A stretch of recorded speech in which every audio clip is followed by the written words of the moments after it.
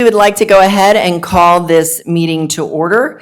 Today is Tuesday, May 17th. The time is 6 p.m.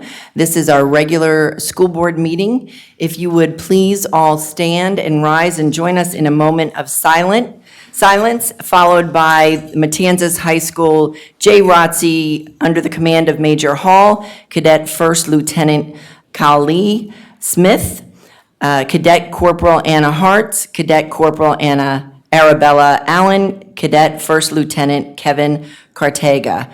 And please remain standing as we keep student Key Marion Hall, who was tragically taken from all of us, keep his family in your thoughts and prayers.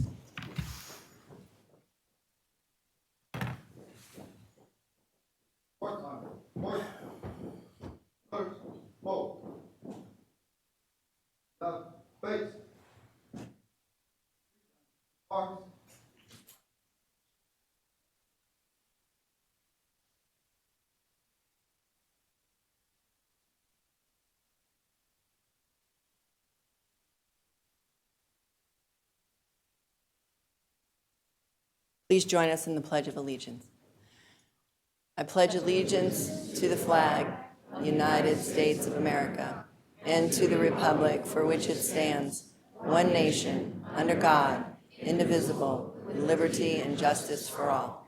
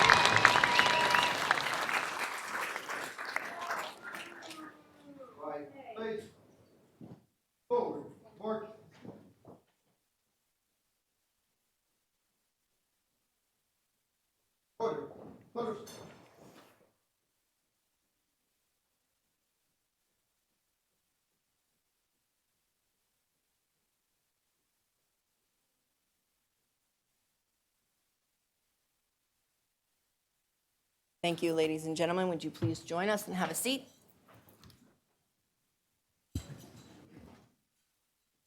We'll go ahead and start with roll call, please. Kaylee Briggs. Is your mic on? Kaylee Briggs. There you go. Carissa Jackson. Janet McDonald. Jill Woolbright. Cheryl Massaro. Colleen Conklin, and let the record reflect Trevor Tucker is not here this evening. And Kathy Middlestad. Thank you, ma'am. Board members, we have a full agenda tonight, so we're going to go right ahead into special announcements, proclamations, resolutions, and legislative updates. I believe we have a proclamation that we're going to I don't see it on the agenda, so we're going to have to pass it around if you have it. No, it's on there. Oh, there it is. Here it is. There it is. Great. This is a proclamation for Foster Care Month in Florida, and we will start at the end with our students. Go ahead, Kaylee.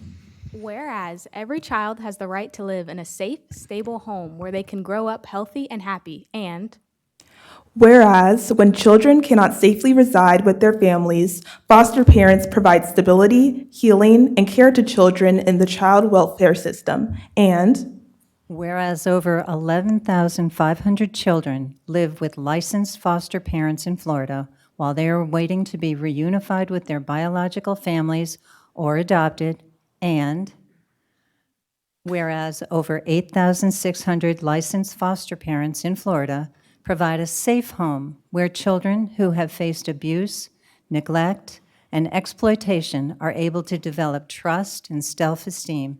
And Whereas First Lady Casey DeSantis launched Hope Florida, a pathway to prosperity to unite the private sector, faith-based community, nonprofits, and government entities in helping to support and strengthen families.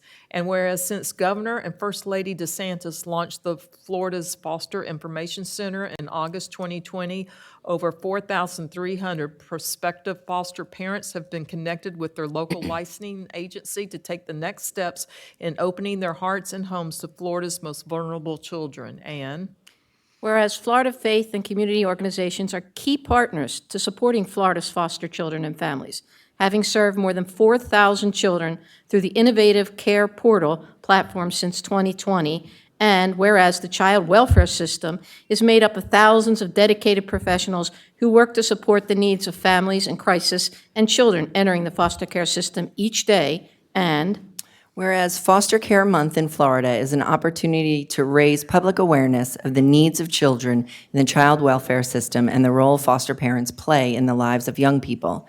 Now, therefore, I, Ron DeSantis, Governor of the state of Florida, do hereby extend greetings and best wishes to all observing May 2022 as Foster Care Month in Florida.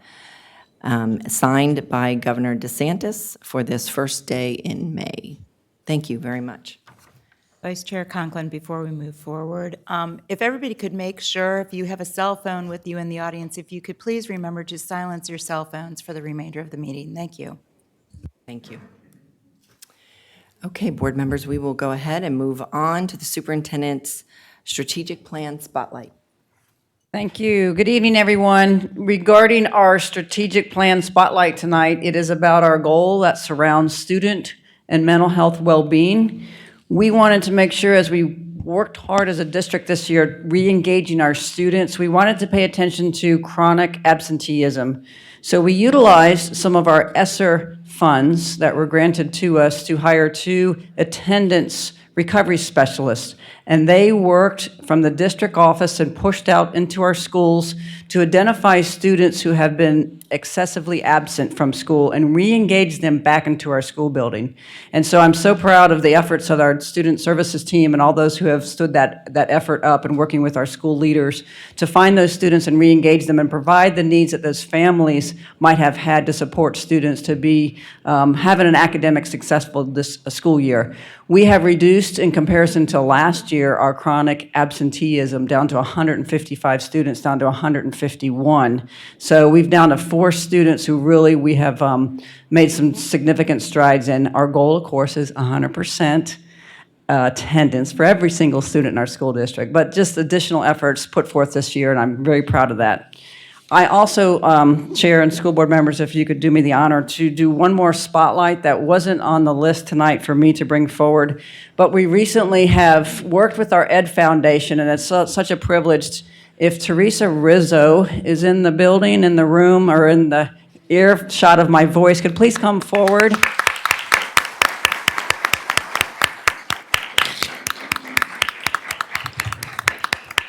If you don't know Teresa Rizzo, you will become familiar with Teresa Rizzo. And very unique to Flagler County, we all lost a dear, true friend, and she lost her husband, the late Joe Rizzo. And from that moving forward, the legacy that Joe established in his work as the executive director of the Ed Foundation was a business mindset and engaging our business leaders and really pouring into the hearts and souls of supporting our school district. Now, based on his tragic loss, we always find a shining light, and I'm just so privileged to have the opportunity to work with Teresa moving forward.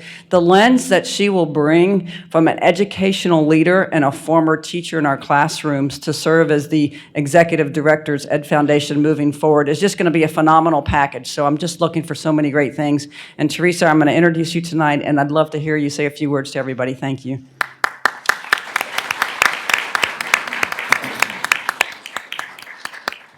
Well, thank you, Superintendent Middlestat, for your kind words. It so touches my heart. Thank you, Board, for the opportunity to be recognized tonight. I have to first thank the Flagler County Education Foundation Executive Board for their diligence and their professionalism in the process of the selection. I am humbled and honored and grateful to be selected to carry on the legacy of the Flagler County Education Foundation and the impact it has on kids and community here in Flagler County, but I'm also excited to work together with a fabulous team at the Flagler County Education Foundation for amazing ladies, and we are going to elevate this foundation to the next level. We're excited about that, and I'm thrilled, and I'm honored. So thank you. And I also, just a little PR plug, because that's what Joe would do. I'm actually on my way now to the Flagler Palm Coast High School band concert tonight to watch my mentee play in the concert, and she is a Take Stock in Children mentee, and I am her mentor. So I encourage all of you to become Take Stock and mentors for our students here in Flagler County. It is the most amazing experience you will ever have, mentoring children through the 4 years of high school from starting in 8th grade. So I really encourage you to do that. We have 40 new Take Stock kids coming in next year, and we need all the support that we can get. And you're welcome, Christy Butler. Thank you.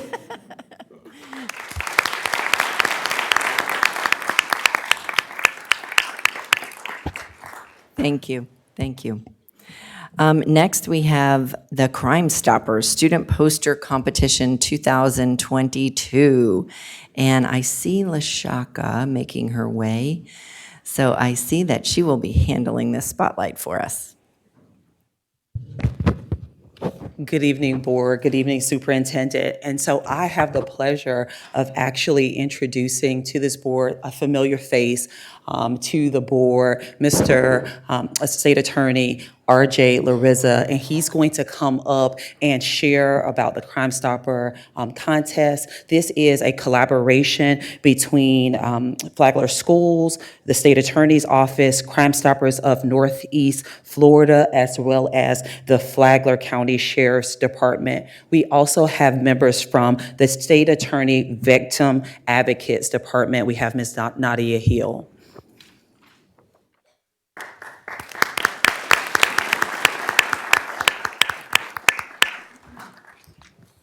Thank you very much. Good evening, board members, parents, and students. It's always a pleasure to be here, especially when I get to pass out checks. It's a lot better than passing out subpoenas, I can tell you. And I'm sure those on the receiving end are going to appreciate it as well. This is my 14th year as your elected state attorney and coming before the board to recognize the wonderful talent and creativity of the students of the Flagler County School District, and I couldn't be more pleased and proud to be here tonight. I do want folks to know for next year, the board, I believe, is in the process of approving, the Crime Stoppers Board, an increase in the financial awards. Right now, I think it's $25, $50, and $100. It's going to be $100, $200, and $300. All right, now and we're then the talking. grand prize winner, and there is a grand prize winner from Flagler County that we're going to recognize tonight. They get an additional $300.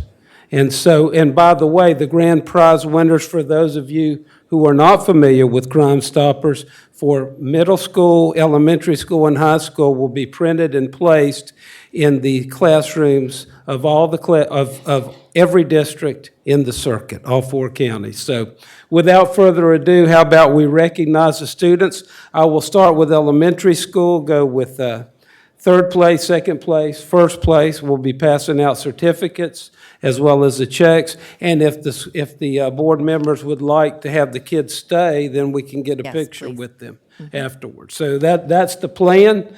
So why don't we start with elementary school? And our third place prize winner is Michaela Rose Carwell.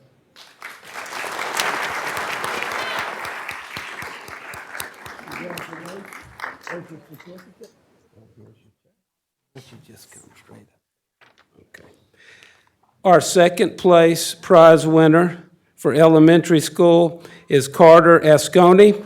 Carter.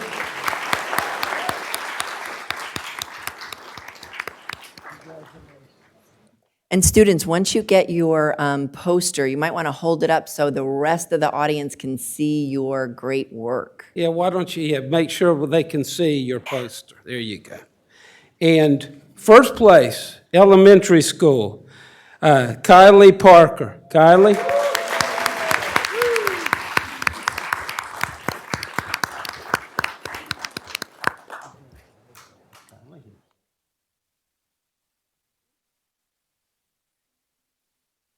Now we're going to move on to middle school. Third place winner, Alexis Chandley. Alexis?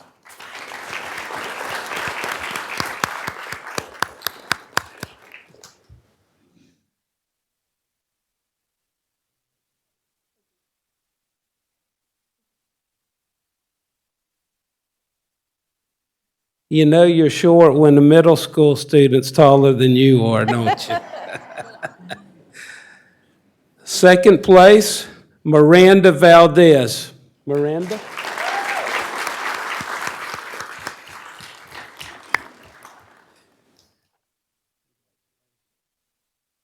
I've been to Yosemite. It's a beautiful place. Don't forget your certificate. And our first place winner, middle school, Eveline Eiley. I'm sorry if I mispronounced that.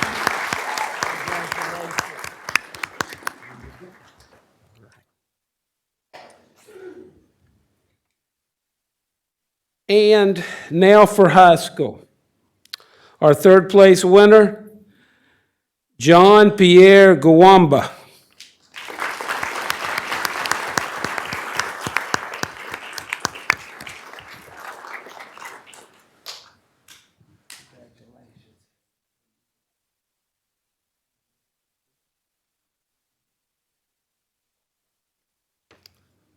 Second place, high school, Cole Bryant. Cole?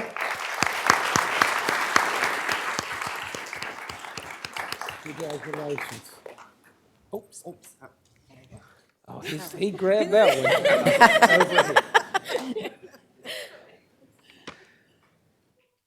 First place and the grand prize winner for the entire circuit is Prathna Patel, Miss Patel. Congratulations.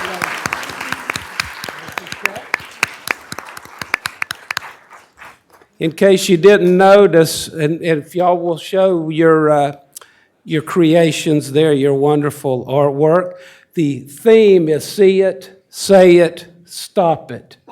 And these are quite extraordinary drawings, and I must say, couldn't be more appropriate for that to be our theme. So how about another round of applause for all the winners?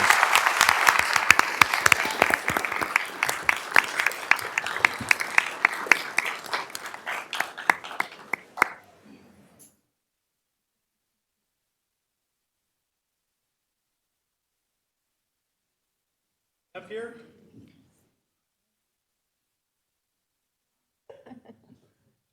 Turn the window. And 3, 2, 1.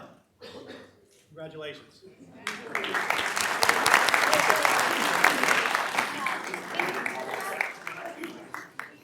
Ed, thank you for always coming. Oh, that's beautiful.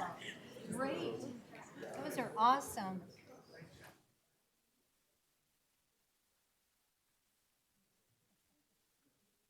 Thank you, sir. Thank you. Thank you.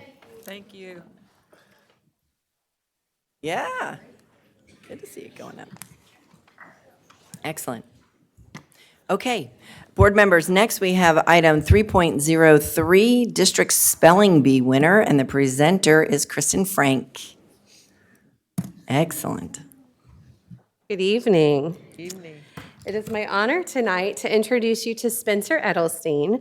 Spencer is a 7th grade student at Buddy Taylor Middle School, and he is our district spelling bee champion. In order for Spencer, yes. In order for Spencer to become the champion, he competed against 16 other students, grades 5th through 8th, in our local schools. And in the 6th round of intense battle, he won with his championship word of Richter scale. All right. He went on to represent Flagler County proudly in the First Coast Spelling Bee last month. And while we have him up here spotlighting him, I'd also like to spotlight what he's doing in his classroom. This year, as a 7th grader, he has finished 2 years of high school math in 7 months with a 4.5 GPA, and he will be taking 2 classes at Daytona State College this summer. All right. Go Spencer! So board and Superintendent Millstat, at this time, I'd love to introduce you to Spencer if you have any questions or comments for him. Great. Congratulations. Speech. Yeah. So, thank you for having me, school board. It's awesome to be here. And I was very proud to represent Flagler County at the First Coast Spelling Bee and at the district spelling bee and even at the school board spelling bee. Just the whole path I went through to get to the regional spelling bee, the whole experience, it was awesome. Meeting the kids and learning new words, and it's really nerve-wracking when you're at a tournament like that. But afterwards, it's really enjoyable. It's like I want to do that again. But yeah, spelling has always been something I've wanted to participate in, go into the really high levels. And next year I hope to make it to the First Coast Spelling Bee, but I'm definitely going to participate next year. But yeah, I look forward to next year, and thank you for having me here. Awesome. Come take a picture.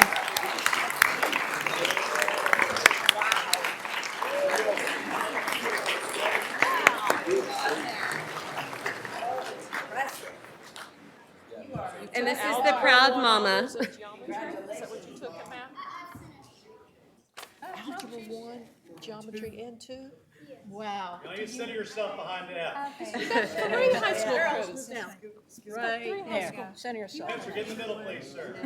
There you go. Okay, very good. My lord. Up here in Look up. 3, 2, 1. Great job. Thank you.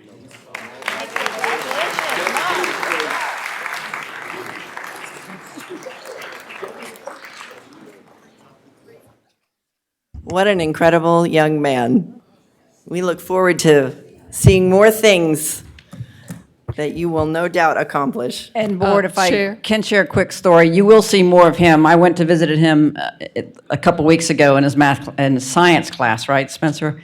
And so he has a way with words. Could you imagine? I'm memorizing all of these words so I can spell them. So everything that's swimming around in his head is just coming forward in amazing ways, and he will be out there representing Flagler schools, and so proud of you. Thank you so much. Outstanding. I want to add, it's my understanding that he memorized all 4,000 words on the word list he was given. So we can arrange for you to take a 4,000 word spelling test if you'd like. I know you'd pass with 100%. Excellent. So exciting. Okay, board, move on to item 3.04, the 4-H public speaking competition winner. And this will be presented by Bailey Nan. Welcome. Thank you for having me here tonight. Good evening, Flagler County School Board and guests. My name is Bailey Janan. You were very Janan, close. sorry. It's okay. And I am Flagler County's 4-H Youth Development Agent. I'm here tonight to spotlight the winners of our Florida 4-H Public Speaking Contest from Flagler Schools. But I would like to start by talking about 4-H and our partnership with the schools. So 4-H is America's largest youth development organization that is offered in each state through partnerships with land-grant universities through what we call cooperative extension. Our extension service locally is partnership between the University of Florida Institute of Agricultural Sciences and our Flagler County Board of County Commissioners. 4-H uses a learn-by-doing approach to help youth gain the knowledge and life skills to become productive, responsible citizens, and we strive to make this happen through 4-H clubs, camps, and school enrichment programs. So our Florida 4-H public speaking program by Florida Power and Light is a perfect example of 4-H school enrichment program that promotes leadership and personal development through the art of public speaking. So through this program, participating 4th, 5th, and 6th grade classrooms are provided resources to help teachers integrate public speaking into their curriculum. Students in participating classrooms are expected to develop a 3 to 5 minute speech on a subject of their choice. Every student competed in their classroom contests were judged on both composition of their speech and presentation of the speech. The winners of the classroom contest advanced to their school grade level contest, and then each school sent their 4th, 5th, and 6th grade representatives to our county level contest. This year, we had over 2,600 students participate in the Florida 4-H public speaking program across 6 of our Flagler County schools. This would not have been possible without the support of our participating teachers and school coordinators that integrated the program into their classroom and schools. If we happen to have any teachers or school coordinators here tonight that played a part in this program, please stand to be recognized. Nope. Yes, it is. It's very difficult. So now I would like to recognize our county contest winner. Our county contest took place on April the 26th, and this was an opportunity for each school to send their best speaker from each grade to compete for the county title. Our 4th and 5th grade contest had to compete together at county level, which made this category extra competitive. And the winner for this contest was 4th grader Wesley Cannon from Wadsworth Elementary School.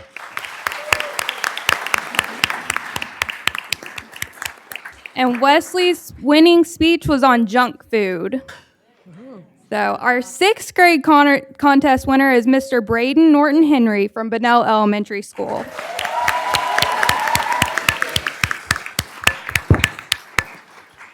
Braden's winning speech was titled Never Give Up.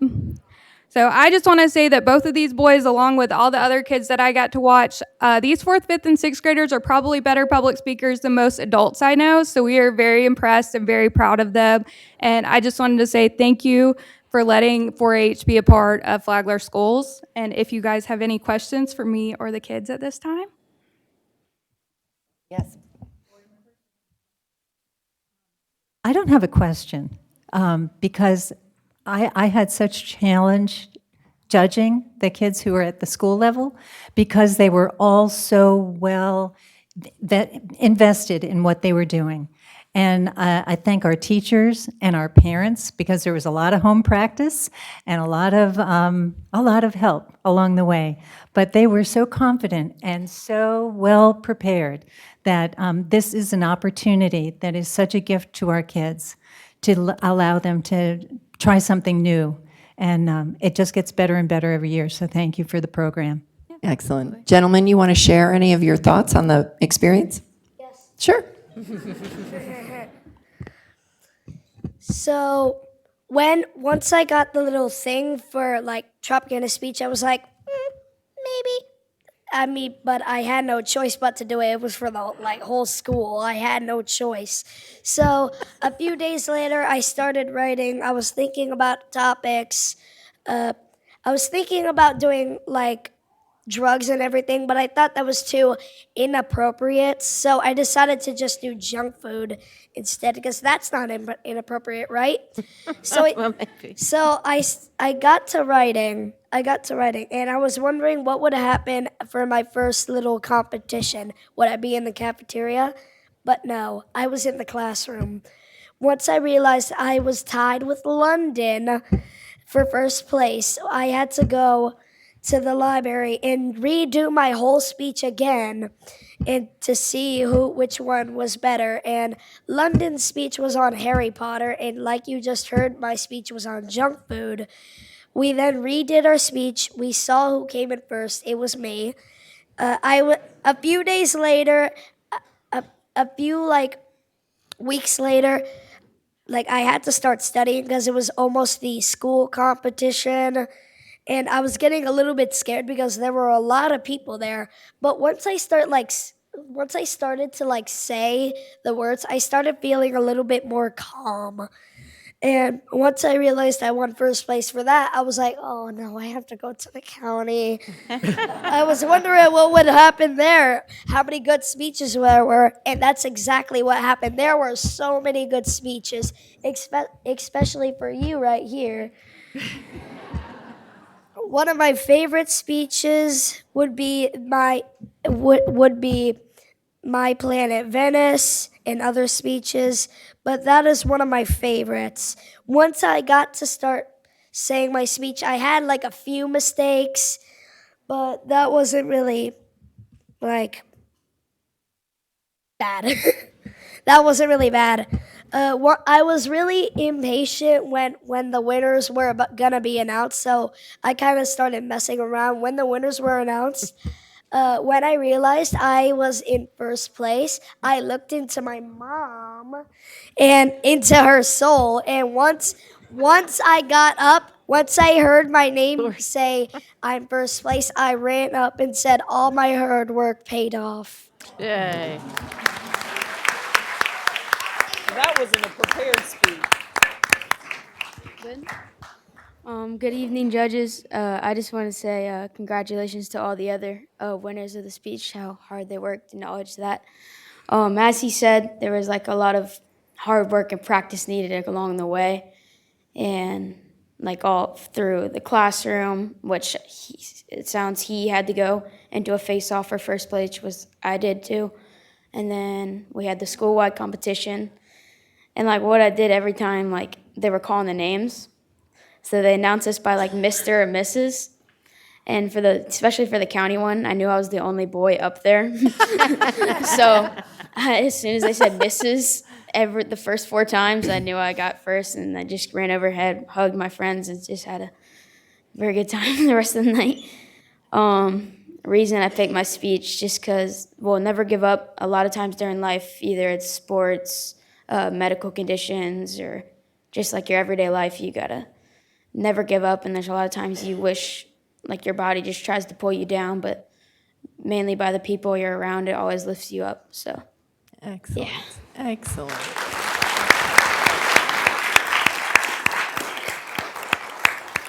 Outstanding. Awesome. And I think I'd like to say something. Board Member Yeah, Massaro. it's still the Tropicana, correct? No, it's. How's it working? We actually have a new title sponsor, Florida Power and Light Company, this year. Oh, because I judged at the county level like 10 years. And I'll tell you, everybody sitting in this audience, when they come out asking for judges, it is the most difficult job you would ever want to take. Yeah. Because by the time they get through the school system and they get over to the group with the county, they all are very good. They are all very good. So these 2 gentlemen are exceptional. Congratulations. Congratulations. Great job. Thank you. And for your parents, this is videotaped, so you will always have it. You can go back and find it. That was great.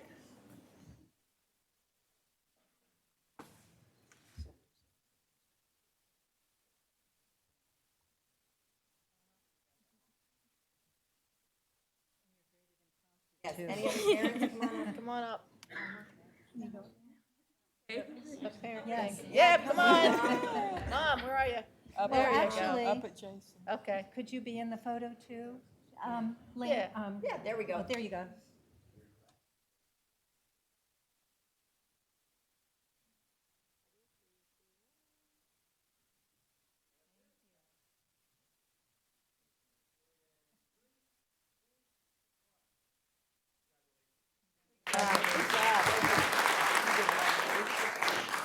You're welcome.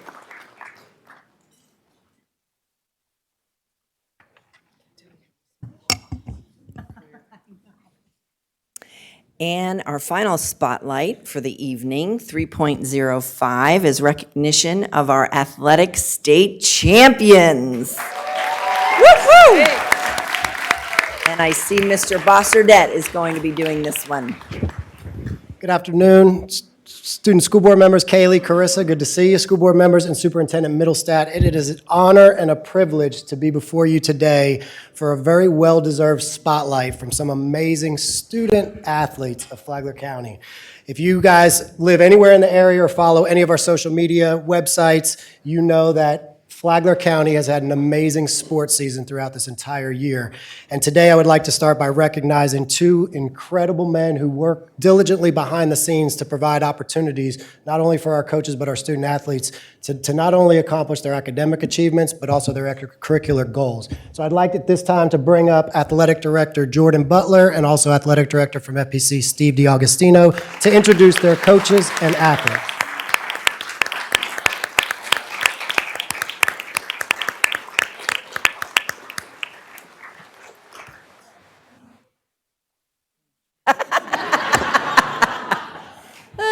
That's perfect.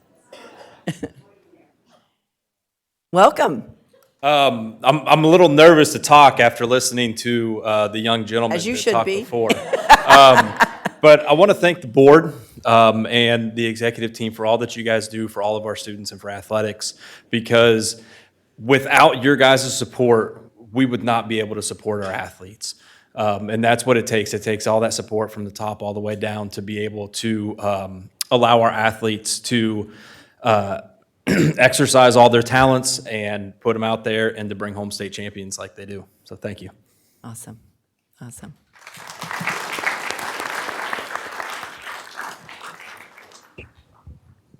Just want to let you guys know how much we really appreciate you extending this invitation to come down and show off some of our wonderful student athletes.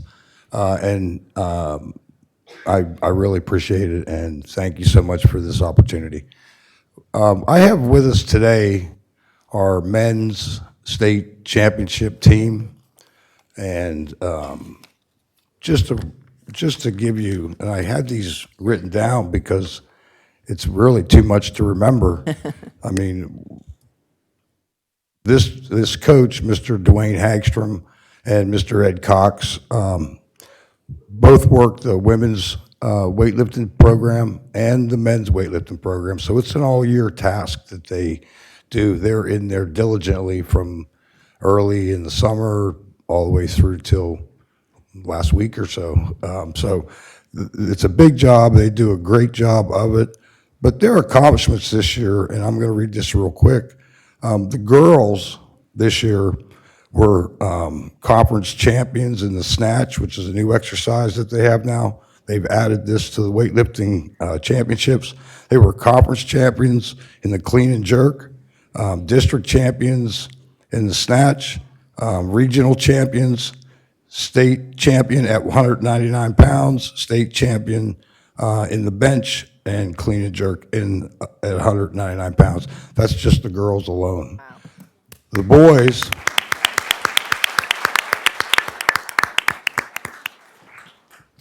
boys didn't really do so well. They didn't. They were conference champions in the snatch. Didn't win the district. Didn't win the region, but turned around and won the state tournament. Woohoo! That's pretty amazing. Wow. Coach Hagstrom has a slogan, trust the process. These gentlemen exemplified that term. Did they win the first competition? No, they didn't. Did they win the second one? No, but did they change anything? No. They went ahead and they listened to their coach and they trusted the process and gave them a state championship. And I, for one, are very, very proud of these young men right here. I'm going to talk about Coach Hagstrom for a minute. With that slogan, trust the process, he applies that to his classroom. He applies it to being first class in the community. He applies it to their academics. These guys aren't just athletes, they're student athletes, and they're not just here because they are strong. They're here because they trusted the process. I want to introduce to you now Mr. Ed Cox and Coach Dwayne Hagstrom.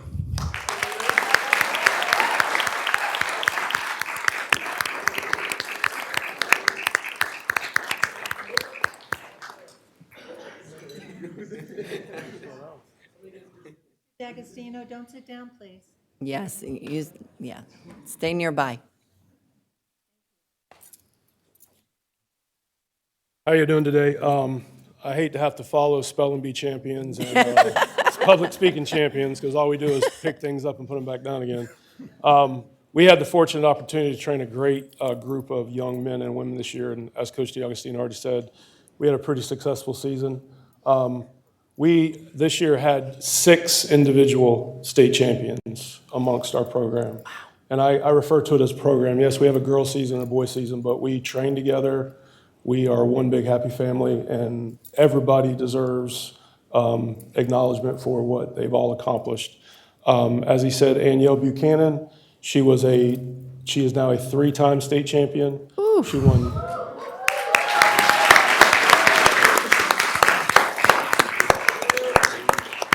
With the introduction of the new lift this year with the snatch, she snatched 165 pounds. She won that competition very easily. In the bench press and clean and jerk, she bench pressed 245 pounds. She clean and jerked 225 pounds. She had the highest total of anybody in the entire state, regardless of weight class or classification. Wow.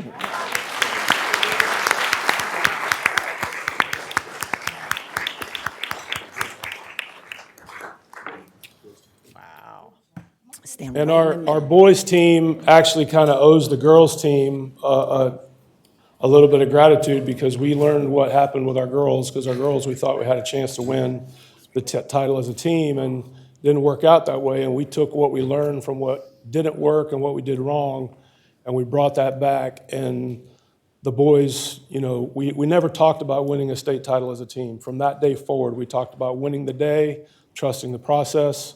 Like Coach D'Agostino said, we didn't have very much success in the postseason. We just kept pushing and pushing and pushing. And finally, when we got to the state championship, the boys they lifted unbelievably. With the introduction of the new lift, we had a 119-pound state champion weighing 119 pounds. He snatched 150 pounds. Mr. Nick Lilleboy.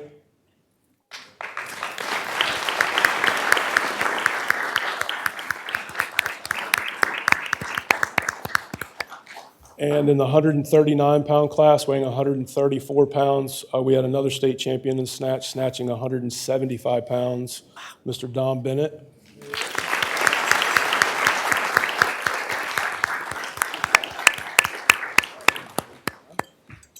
And we actually, believe it or not, we didn't put a whole lot of effort into that lift this year because it was new, and I didn't really know how it was going to fit with what we did. And we ended up finishing 3rd in the state in that lift by itself without putting a whole lot of effort into it. Coach, excuse me, could you explain to all of us what that is? So the snatch is one of the 2 Olympic lifts. So if you ever watch the Olympics, there's 2 lifts. There's a snatch, which is from the floor to overhead, one motion. Bar never stops. And then the traditional sport that's existed for 50 years, that's always been what we've done, is the bench press, which everybody's familiar with, and then the clean and jerk, which is the other half of Olympic, where the bar goes to the chest, comes still, and then they jerk the bar overhead. So that's the traditional lift. But these 3 were state champions in the snatch for the first time ever that it existed in So straight lift from the ground, straight up. One motion, floor to overhead, without stopping, correct.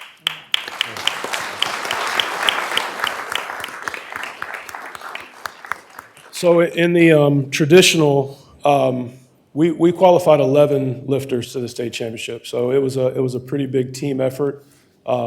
We knew we had a chance. I don't know that the guys ever knew that they had a chance, because I kept telling them, I never talked about it. So they just came and just trusted what we were doing. And again, we ended up with several top 10 placings, which helped us to earn that state title.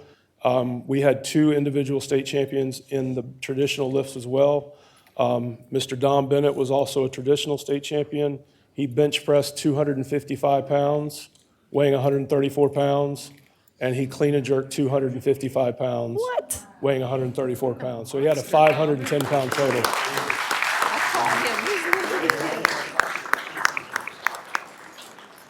And then our other state champion who pretty much clinched our victory as a team. And believe it or not, this young man only lifted for me for one season. He was a football player. He never competed before. I only got an opportunity to work with him for about 6 or 8 months. And in his first ever trip to the state championships, in the 219-pound class, he weighed 206 pounds. He bench pressed 375 pounds and broke the school record in the clean and jerk to win the state title for himself and the team of 305 pounds. Wow. Mr. Riggins Andre.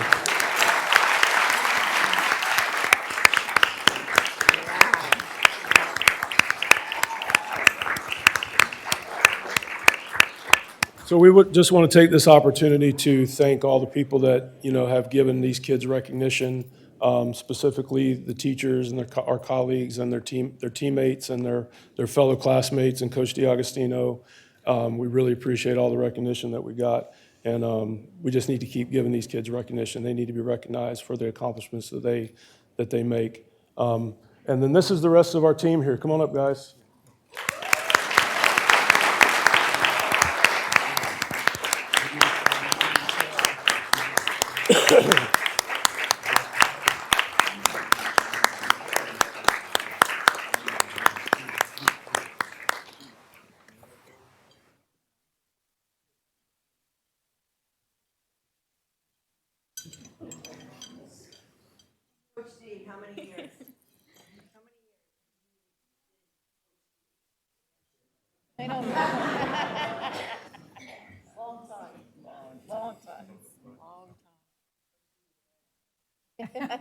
We're go up here. 3, 2, 1. Go Dogs.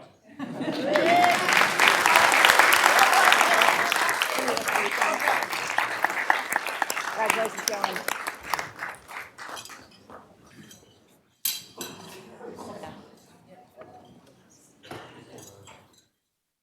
Coaches, it takes leadership. Thank you for everything that you do for our students. Gentlemen, so impressive. So this being my first spotlight and being Coach D's 64th, I wasn't sure how the process, so I actually told John Finelli walking in I really wanted Coach D to go first, so that way I could get the gist of it. So obviously between both schools, we have a whole lot of athletes that do a lot of great things, both on and off the court. And I know that Coach White, our girls head wrestling coach, preaches the total package, and that's what we preach in Matanzas. We preach the total package. We teach the student, the person, and the athlete. And so all of that is what encompasses a great athlete, and that's what gives them the platform to be able to do what they do. And I know that our state championship wrestler, being only a freshman and knowing how hard it is to be able to become a state champion in anything, it's the most coveted thing in high school sports. I mean, everything that you can do, gaining a scholarship, breaking records, being a state champion is the most coveted because it is the hardest thing to do. And she did it as a freshman. Wow. And she has an opportunity to be a 4-time state champion in girls wrestling. And I'm going to let Coach White, I'm going to introduce our head girls wrestling coach, Coach John White, to come up, and he's going to introduce our athlete.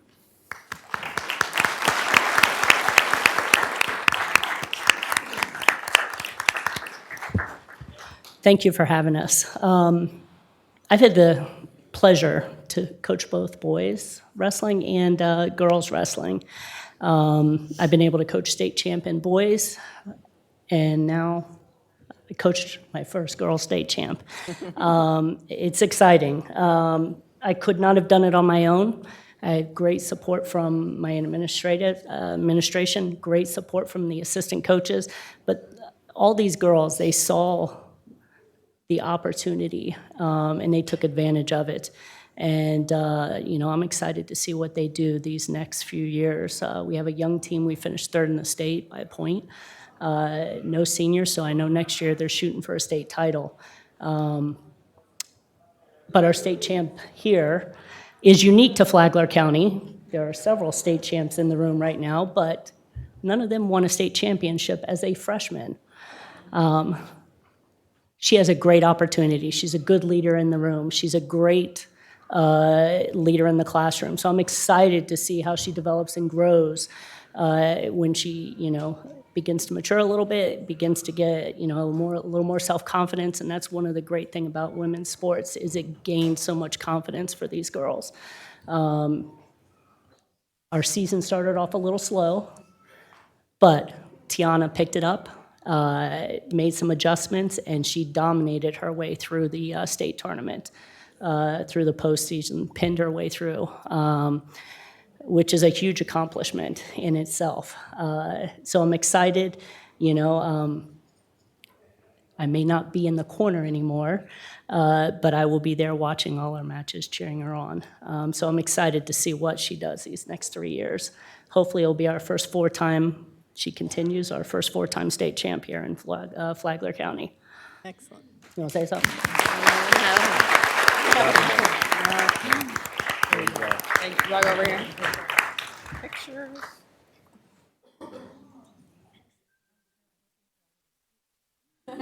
What's it like? Shift this way. There you go. That's it, right there. Very good.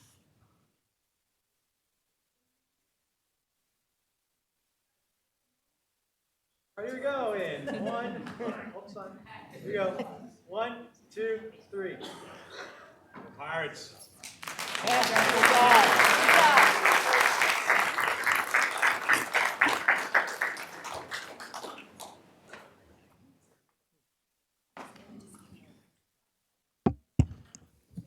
Okay. Wow. That was impressive. Holy moly. All right. Board, we're moving on to approval of minutes. Before you, you have the minutes from prior meeting of August, not August. I know, sorry. April 5th, April 19th, the 1 o'clock workshop, and April 19th, 6 p.m. regular meeting. Are there any minutes changes to the minutes? Great. Adoption of agenda, any changes or additions to the agenda? No, none at this time. Very Chair? good. Yes. Chair, I just wanted to clarify, 2001 and 2002 are, 2002 and 2003 are just, as we said at the workshop, just permission to advertise, and they can be adjusted and modified at workshops? Correct. Thank you. Okay. Seeing no changes to the agenda, we'll move on to public comment. Public comment, we'll open it up for public comment. Each comment is limited to 3 minutes. Comments should be directed to the chair or the board as a whole and not individual board members. Speakers, please do not address board members specifically by name. Speakers commenting on agenda items shall confine their comments solely to that agenda item for discussion. Speakers may not use any form of profanity or make loud and abusive comments. And I'm not going to read all of the rules that are listed here because we all know how to have public comment. If you need to reference them, you can reference them on the last page of the agenda. So we'll go ahead and start public comment. Christy? Our first speaker is Chanel Channing. She is speaking on the half-cent sales tax.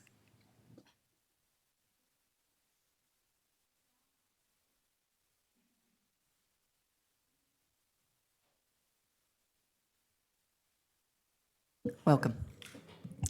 Good evening. I wanted to frame this half-cent sales tax by reminding the board, because I know you want to make it an increase in order to pay for the schools, and I wanted to frame this by bringing it back to when, in mid-March, they raised the impact fees from $3,092 per single-family household to $5,450, and the board had originally requested $7,175 per single household. And keeping in mind that not all of those households have, kids. So that's across the board. That's, families or without families, they're all paying. So now when you get into taxes, And we're in inflation. When you think about it, when we're in inflation, that's a tax hike in and itself. Governor DeSantis understands that. That's why he's lowered our gases taxes as well as diapers, because he understands that. Inflation is a tax hike. That's why we're going to have this tax hike for a long time. And you can imagine a lot of those prices are going to remain high. So I think you already got your tax hike. And then when I was at the meeting, I hate to say it, I don't want to bring it up, but when it was being brought up, the tax hike at this last meeting, and what was being spoken about was, well, you know, wouldn't it be nice to get this new technology? I mean, after all, this old technology of laptops and tablets, you know, come on, we can go on beyond that. Well, I mean, listen to yourselves speak. Laptops and tablets, we're way ahead of a lot of people, a lot of counties, a lot of states, and certainly the whole world. So let's not raise taxes on people who don't even have kids in order to go way beyond what we need to. And let's keep people off the streets, all right? There's too many homeless people as it is. Thank you. Great. That Next concludes- public comment? That concludes public comment for this first part. Okay, thank you. Board members, before you, you have consent agenda items for resources and supports, consent agenda items for academic services, consent for operational services, human resource services, and I'll entertain a motion. Motion to approve. It's been moved by Mrs. Massaro and seconded by Ms. Woolbright.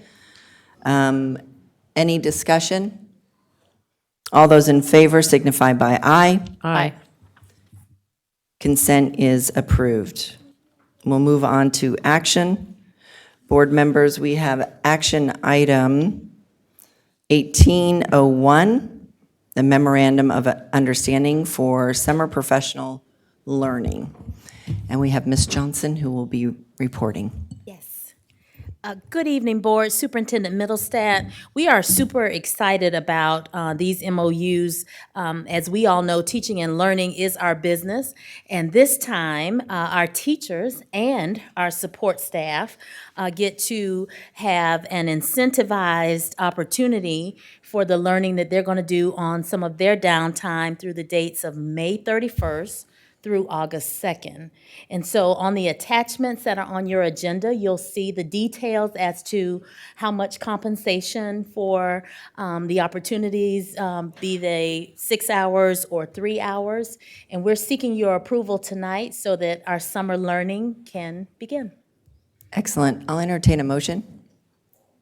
I'll move to approve. Second. It's been moved by Ms. Woolbright, seconded by Mrs. McDonald.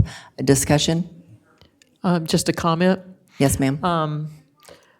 I remember all too well, and I just, we were happy to double the stipends. It used to be $100 for 6 hours. It's up to $200, and it used to be $50 for a 3-hour service, and it's up to $100 because we want to encourage our staff to take advantage of the in-services that are going to be offered this summer with some new programs that we're very excited to have put in place for next school year. Thank you. Excellent. Any other comments? All those in favor signify by aye. Aye. And the motion is approved unanimously. Thank you, Board. Thank you so much. The next item, Superintendent, is for action, the half-cent sales tax referendum. Yes, thank you. Before you, Board, is the referendum for our half-cent sales tax continuous renewal.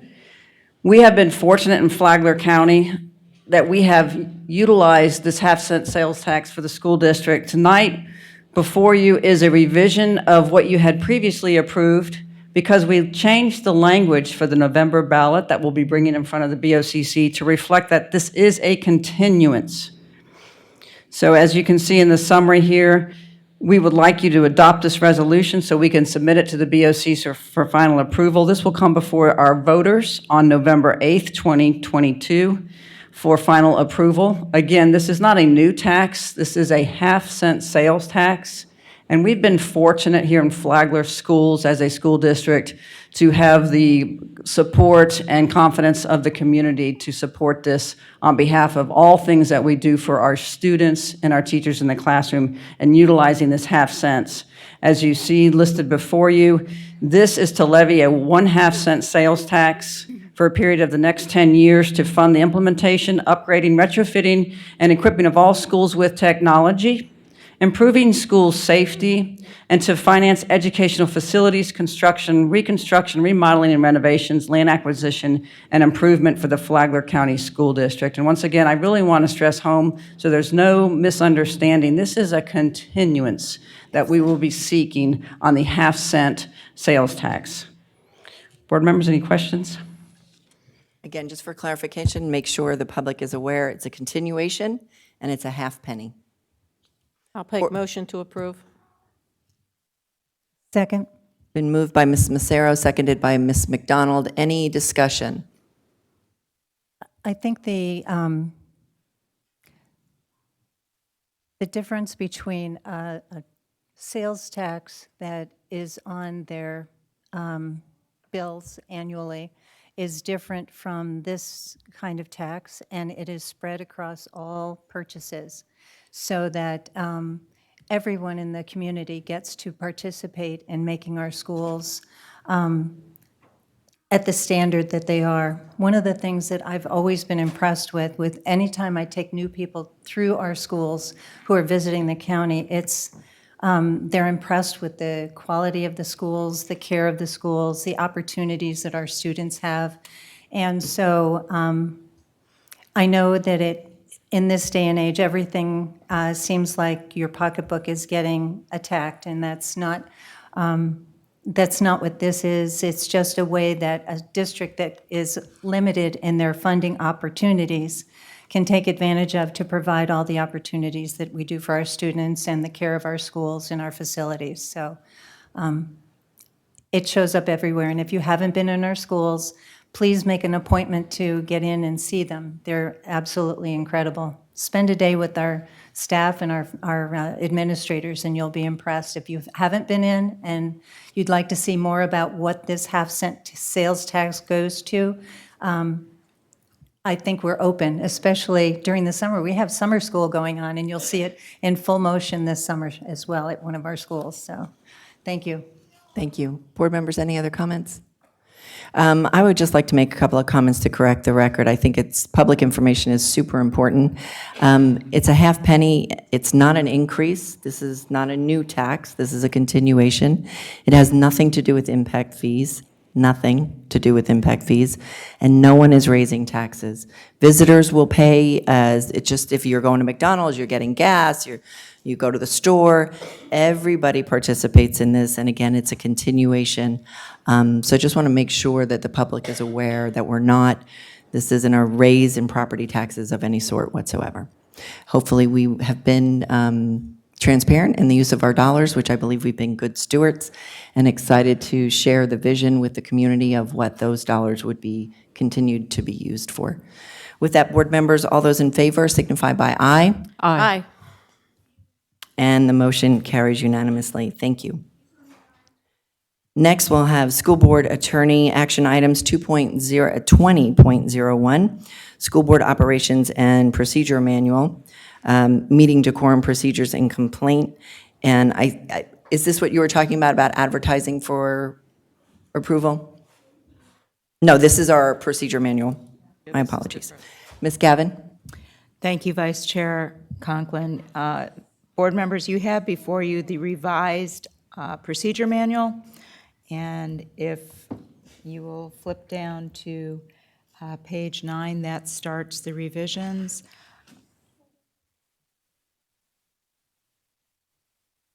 Right there, stop. Pursuant to your request, we have amended the section with respect to complaints that could be filed against either the superintendent or the board attorney to set forth a procedure when it is federal or state law versus contract violation and how those would be handled. Continuing on down, the next section of change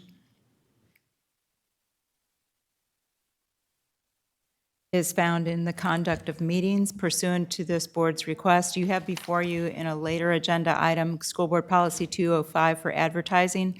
Therefore, this procedure manual merely references the Policy 205 as being followed and complied with, and it briefly sets forth how the conduct of meetings would be held. And it has gone from basically being a two-page area to Paragraph. paragraph. Okay, board members, we have kind of discussed this one ad nauseum, so I think at this point in time, again, we'll discuss the next policy for the next agenda item, but this one is for adoption. I move for approval. Okay, it's been moved. Second. It's been seconded. It's been moved by Ms. Massaro, seconded by Ms. Woolbright. Discussion, Mrs. McDonald. Thank you. I think the concern I have is that we have two contracts as a board. And instead of just deferring to outside agencies if a complaint comes from the community, I think we owe the community member, whoever brings it forward, to do whatever we can to discover what the issue is and to follow it, rather than to defer to other agencies first. And I don't think that's in there as a review by the board. So I do think we have a responsibility to the community to do our own due diligence before we defer to a federal or state agency or to, their respective boards. Check, I think we discussed changing that, and I think B and C is what now basically has that complaint go to the board chair, and it is vetted, and then it comes to the remaining board members. So in order of, so the initial is not the process. The process actually should be, I think the beginning reference B to and the C? federal, state. Right. I think that's in reference to if there is a clear federal or Right. state violation, that those would be the agencies to be involved, but that if you look further down. yes. So what I'm saying is it should be reversed. It should be that the assessment of the issue should be given to the attorney or the superintendent to have their rebuttal, and then and then have the board see whether it needed to go beyond that. Do you see what I mean? I follow you. Kind of. Vice Chair Conklin? Yes, sir. The one- Ma'am. The one thing I can let you know is that when Chair Tucker was looking into this matter, and he spoke to the Ethics Commission, he was advised that unless you all found it to be a violation yourselves, you could not bring that complaint on behalf of someone else. Right, that's true. And yet, if we've been given it because we're asking to receive it ourselves, or it's been given to us, do we just refuse it to the person who made an ethics complaint to us, or do we pursue it among, either you or superintendent? I thought it doesn't seem like we're doing our due diligence as a board in the way it's written. Okay.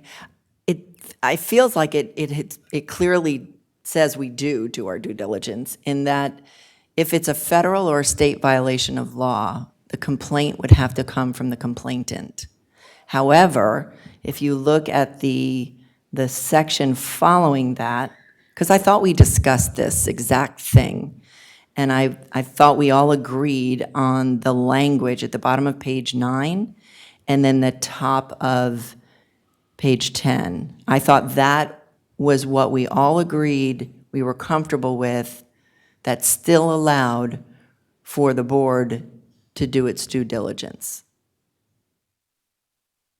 So I don't think there's anything in the procedure that abdicates us from doing our due diligence or following our responsibilities in providing oversight in the contract.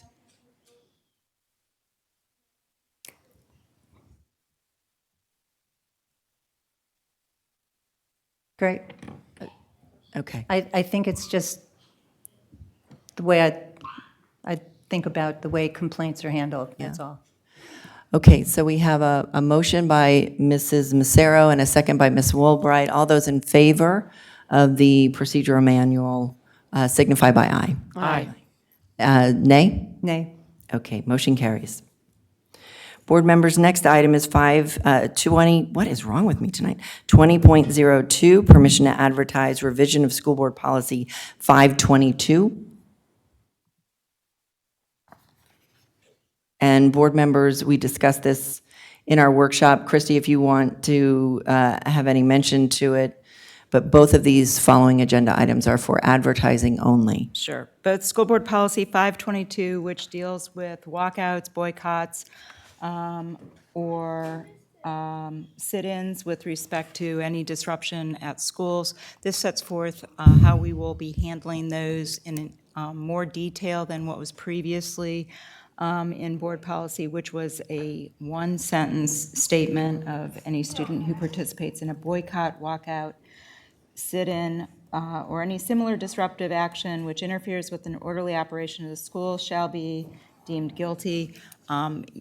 We believe that that was too vague in the way it was crafted and drafted, and therefore there is a request to look at other districts and how they handle this situation. This is before you. It is going to, if approved by the board for advertisement, it will then be published in the newspaper, and it will sit for a minimum of 30 days before it comes back to you for adoption, at which time, if there are any recommended changes by community members or the board, we will reflect those changes, and it will be discussed at a future workshop before proposed for adoption.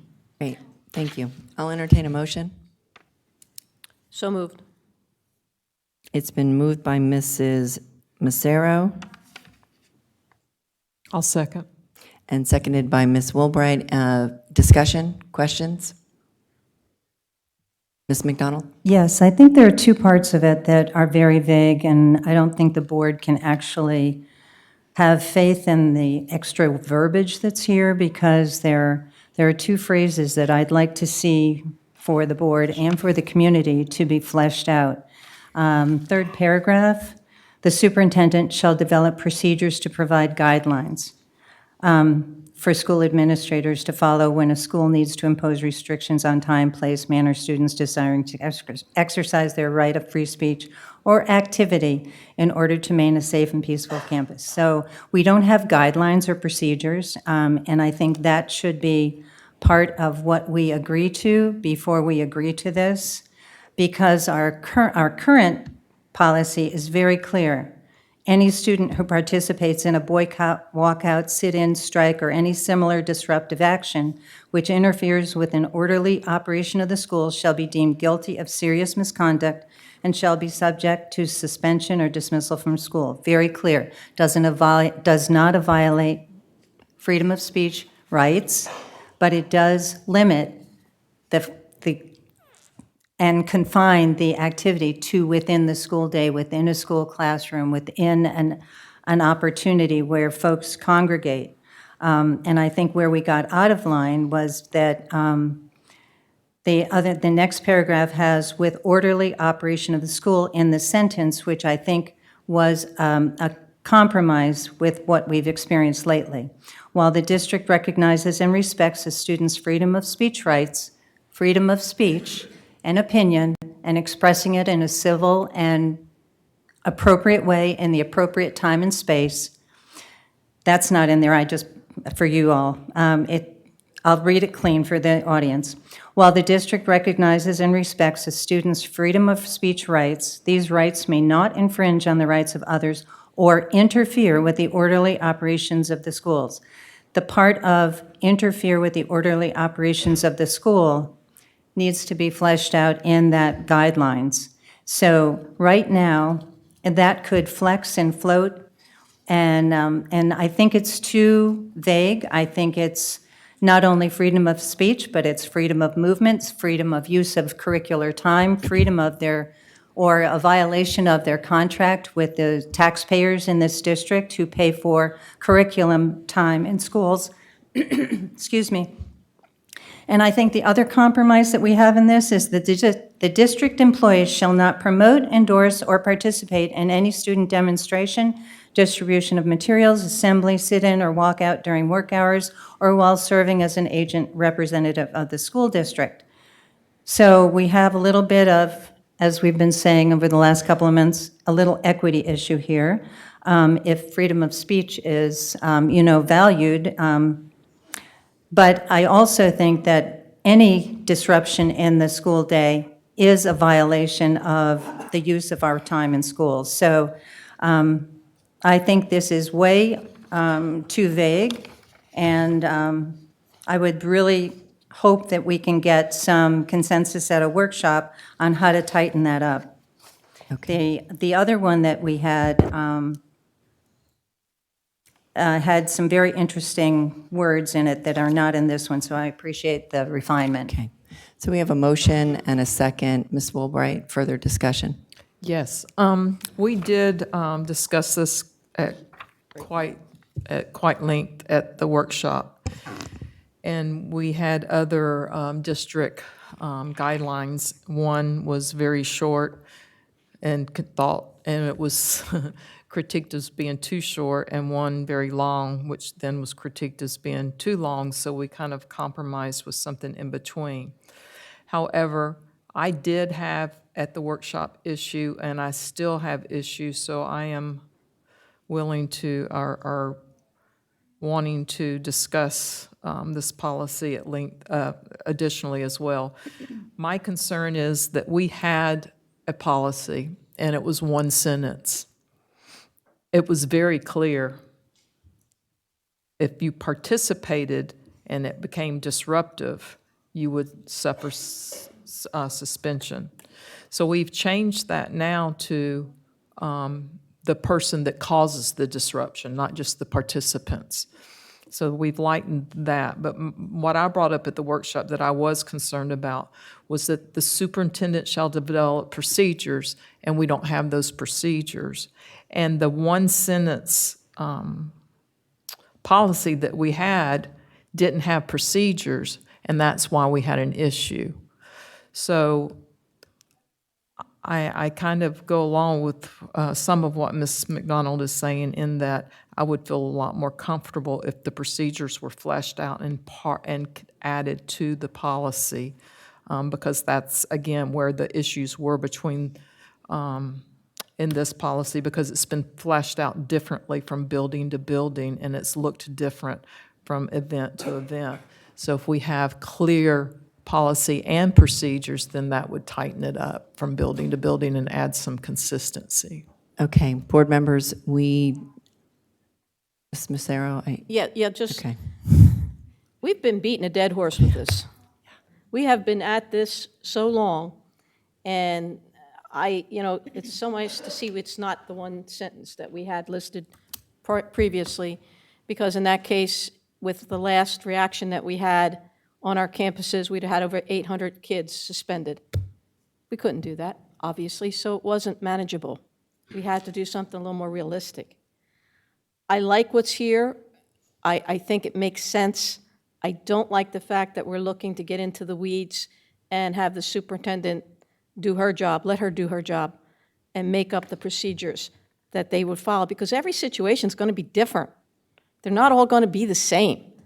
And I trust the fact that our administrations can come up with the necessary actions to take to keep everybody safe and try to engage everybody in the classroom, as opposed to demonstration. Simple as that. So I just, this has been going on for months, and I think it's, at some point, we have to decide where we're going with this instead of keep changing it around, and we get something everybody agrees with, and then within a week, they don't agree with it again. So, I mean, I like it, I think we're okay, I just don't want to get into the weeds. We're to do policy, we're not to do anything other than that. Thank you. May Okay, I? Board, I'm confused, though, because this is to advertise, and we are allowed to make changes up until it's adopted. Exactly. Okay, Let's so, get going. so we can do that still. So if we if we take a vote and this is approved, we can still amend this? correct. Okay. Thank you. Because if we can still do that, that makes a difference. I think the point, yeah, I think the point is that it's been workshopped quite a few times. So And we don't have a again, complete this, idea of what this all means. okay, respectfully, the motion is to advertise the policy. I have a first and a second to advertise the policy. All those in favor of advertising the policy signify by aye. Aye. Opposed? Nay. Motion is approved. Next, permission to advertise revision board policy 205. Board members, I'll entertain a motion Motion to approve. and a second.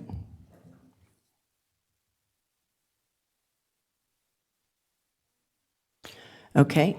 Oh, hold on a pass second. I'm the trying to gavel. catch up. Okay. I'm trying to catch up. Which one this one is? I'll second. Second. Finally found it. Got it? Yeah. Do we have a second? Yes, Jill second. Yeah. I did. Okay, I didn't hear that. Sorry. It has been moved by Ms. Massaro, seconded by Ms. Woolbright. Discussion, again, this is for advertisement. All those in favor signify by aye. Aye. Opposed? And the motion carries. Thank you. Board, old business. Is there any old business to come before this board? Seeing no old business, we'll move on to new business. Any new business? Vice Chair Conklin, at this time, it has been brought to my attention by our chief negotiator as well as the chief negotiator on behalf of the teachers union that I do need the board to rescind the action taken on 1801. The memo of understanding, which had been TA'd by the parties, should not have come before the board for consideration at this time. We are in full book and we cannot piecemeal it. So I do need this to be rescinded, and it will come back before you, but not at this time. So Can you you are, explain? Yeah, could you I please don't explain that? understand. in a more little depth? further explanation. Okay. So the unions are currently in negotiations on their compensation packages. This is one portion of the compensation package that is being considered with respect to the TAing or the agreement to compensate the teachers who are going to be attending conferences or trainings over the summer. That is a part of their compensation packet. There have been other items that are going to be coming before this board for consideration as a part of the collective bargaining agreement, and all of those need to come to you as a full package, not piecemealed. And so, therefore, it was prematurely placed on the agenda for consideration. We need to rescind the action so that it can come to you in a proper time and place. All right, So is who this made at the motion? The motion was previously made by Ms. Woolbright and seconded by Ms. McDonald. So they would have to rescind their So motion. I'm still trying to understand this. 1801. the one we I know passed. what it is. I'm still trying to understand this. Is So this at it's- the request of the union? Yes. Okay. Part of the So it's the negotiating request of the union. The union is requesting to table this This item TA at this point. This is TA'd, but they're requesting to table it. Table it. Not table, they're requesting Rescind that it. we rescind the action taken. We approved that this go forward at this point. Okay, I'm going to break protocol at this point in time. Ms. Hanson, can you please come up? And Brun's coming forward as well. Yes, and you Both as well, unions. Ron. Both unions. Thank you, you, Katie. welcome. Good evening, board members. Good evening. The action that you took tonight actually bifurcated our contract. We are in both FESPA as well as FCEA in the middle of full book negotiations. When we reached the TA with regards to the summer professional learning pay, part of the conversation we had at the table was that when we sign the bottom line and TA something, we stand behind that all the way through ratification. We acknowledge there's a good chance that we are going to implement this TA, because we've signed it, before we reach ratification. You cannot take one piece of something we've agreed upon and vote on it separate. It is all or nothing. I got it. Thank you. Thank you. Thank you for the explanation. Okay, I will rescind my move to approve item 1801. And second, it's rescinded. Excellent. Okay, the item has been pulled and rescinded from the agenda. So- All right. So there, board, just so that we are clear and on the record, there has been no action taken on 1801. Correct. We will await the negotiations to be completed in full by all unions, and any agreements that have been TA'd or approved by all that come before you will come before you as a package. Thank you. Thank you. Thank you. Ms. McDonald? Just wondering about time element. Will this be able to be done just For them for the summer? for the summer? So again, and also for the benefit of the public, we have executive session next week where we will address and take care of the other issues that were discussed during the workshop. And I would strongly recommend anybody who is interested in those two items to make sure to watch the school board workshop that took place this afternoon. But we have executive session next Tuesday? No. Next Wednesday. Next Wednesday. Those items will be addressed, and then the bundle, all of it, can be dealt with at one time. Just wanted everybody to hear that from the dais. Understood. Thank you. Understood. There's been a good bit of misunderstanding and communication. Got it. Wonderful. All right, we will move on. Anything else under new business? Okay, let's move on to public comment. Now is the time for public comment. We welcome the public comment, 3 minutes to address the board. Those of you who were here earlier, you heard some of the expectations for public comment, and you are welcome to share your thoughts. Ms. Gavin? The first speaker is Daria Iodale, and she's speaking on public comment. Welcome. I don't think it's on public comment, but you're speaking now. Okay. Welcome. Thank you. It's Darla Iodeli. I've been working for Flagler Schools for 11 years now. I'm in VPK. I've been here before and talked to you. When they told us about getting the $900 from the insurance and then it was taken back, that we don't get a lot of money. So that $900 can help us. I'm not talking just for myself, I'm talking about for bus drivers, I'm talking about VBK teachers, everybody, custodial. So I think that y'all need to reconsider giving us the $900 that can help us put a little bit of money in our pockets to get us through. Thank you. Thank you. Thank you.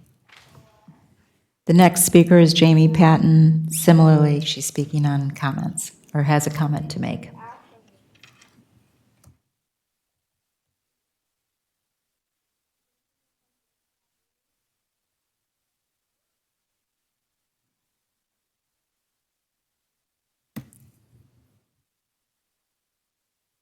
Welcome. Welcome.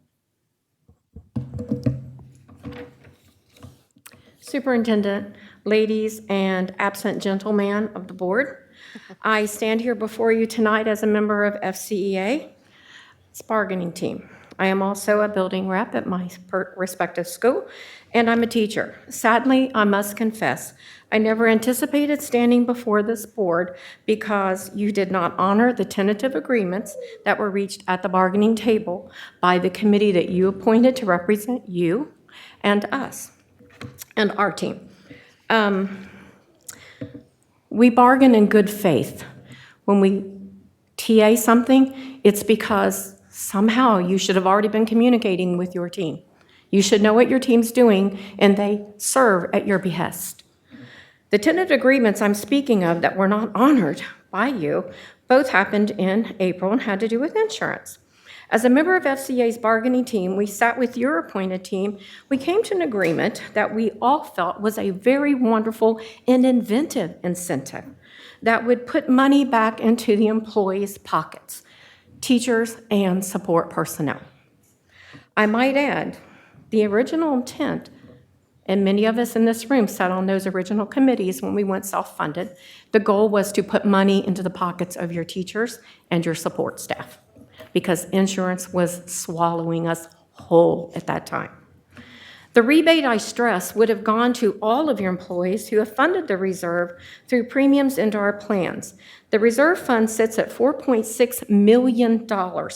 I might add that that $4.6 million comes through the hard work of your employees. It is not something you've given us. It is our premiums that fund the reserve. When our district went self-funded, I sat on the insurance committee for hours and hours, surfing through insurance law, meeting with Brown and Brown. The number one overriding goal was to fund this program successfully, to build a reserve, and to be ahead of the game, to save the employees money. That was never anything came above and beyond that. Due to the diligence of your employees, the reserve fund has and always will be a well-padded balance fund. It's always been positive. We have never been in danger of exhausting those funds. Never in the history of negotiations has the board not honored a tentative agreement. I call upon the integrity of this board to make the right decision to give your employees a well-deserved rebate. I pray you would honor the email you sent out during Teacher Appreciation Week to all your employees, where you expressed how much we are valued and appreciated. Now's the time for all honorable parties to prove you were not just using superfluous words to appease your employees. Thank you. Thank you, Jamie.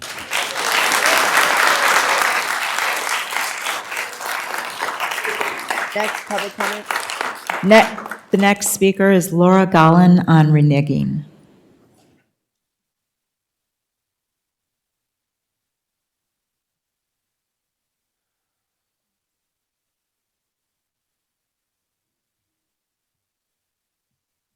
Welcome. Can I submit a motion to have students speak at every meeting, please?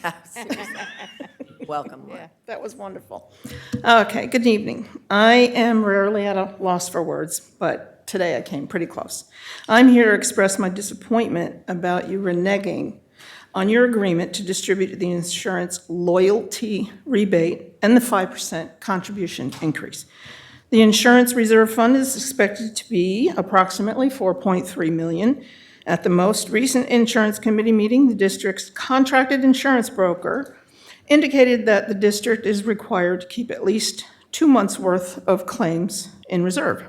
That amount is approximately $1.2 million. The loyalty rebate would cost the district $800,000, leaving a very healthy $2.5 million in the reserve. For the life of me, I just cannot understand how you could go back on your word after signing tentative agreements, especially given the inflation we're all dealing with at this very moment. Have you filled your gas tank recently? Well, it isn't any different for your employees. This past school year, I had to choose a less than optimal insurance plan, and it's still taking up most of my salary. This past year, you decided to forego chipping in the 5% we have come to expect. And now, on top of reneging on the rebate, you have also chosen to go back on your word and rescind the agreement to add another 5% contribution. 2 tentative agreements signed, 2 agreements thrown out by you. So now I'm left to speculate what your motivation is for going back on your word, causing major distress among hundreds of your employees. If you're saving it for a rainy day, let me inform you, it's pouring. There's a deluge, and we need help now. I don't understand this at all. Please help me understand how this could be the right thing to do. Deny us of the rebate and the 5% increase? I know you can't respond right now, but You all will have an opportunity to explain the why in your closing remarks. And if you choose not to explain publicly, please have the decency to email me. You all have my email address, gollinell@flaglerschools.com. I look forward to hearing from each of you. Thank you. Thank you. Thank you, Laura. The next Public speaker, comment. is Stephen Carnes regarding a public comment. Okay. Welcome. Hello, Board, Superintendent.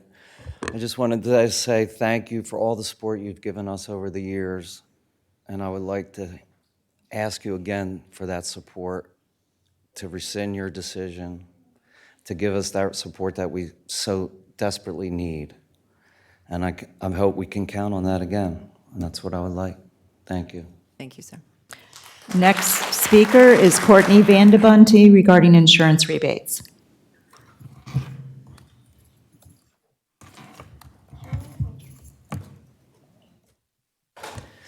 Good evening, board members. My name is Courtney Vandebunte, and I, as you know, am a school board candidate for District 2. Ms. Gollin and Ms. Pattenhart said it best, so I won't add to that, but I will add that it has been said that a lack of transparency results in distrust and a deep sense of insecurity. And that is what many teachers and staff have experienced these past few days regarding the insurance rebates.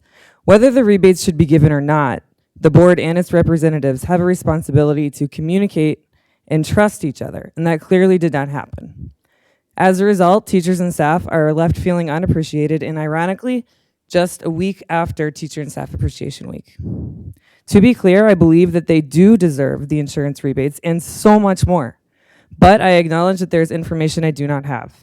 What I do know is that they, at the very least, deserve an explanation, an apology, and increased efforts at clear communication in the future. Morale is already low. Schools are facing more challenges than ever before.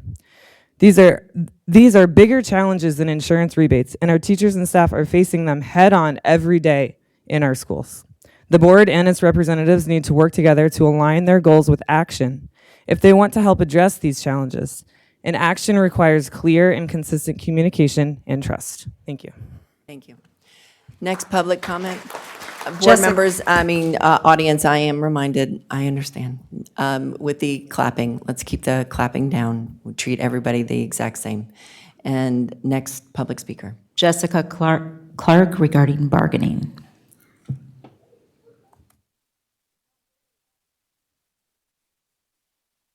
Welcome. Good evening, board members. Good evening.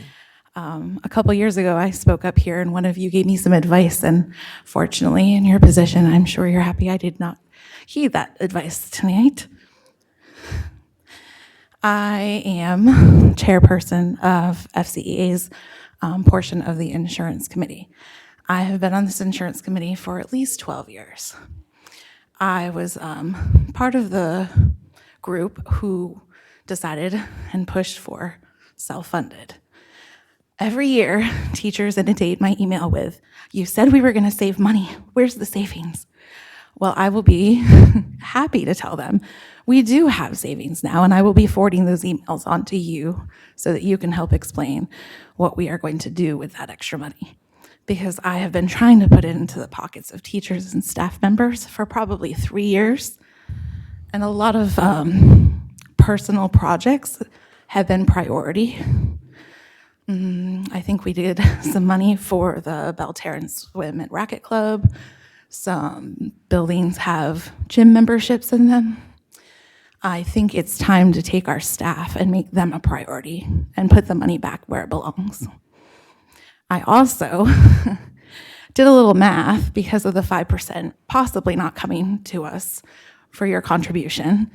And with my step increase next year, I have done a little calculation, and I have to remove myself from the HSA plan to the higher and more rich plan to take care of some health issues. And I think my increase will be $100 with that extra added cost to insurance for the year. So I ask of you, please take these things that everybody is telling you into consideration. Thank you. Thank you. Thank you. Next public comment? Next speaker is Edward Fuller on the Education Foundation.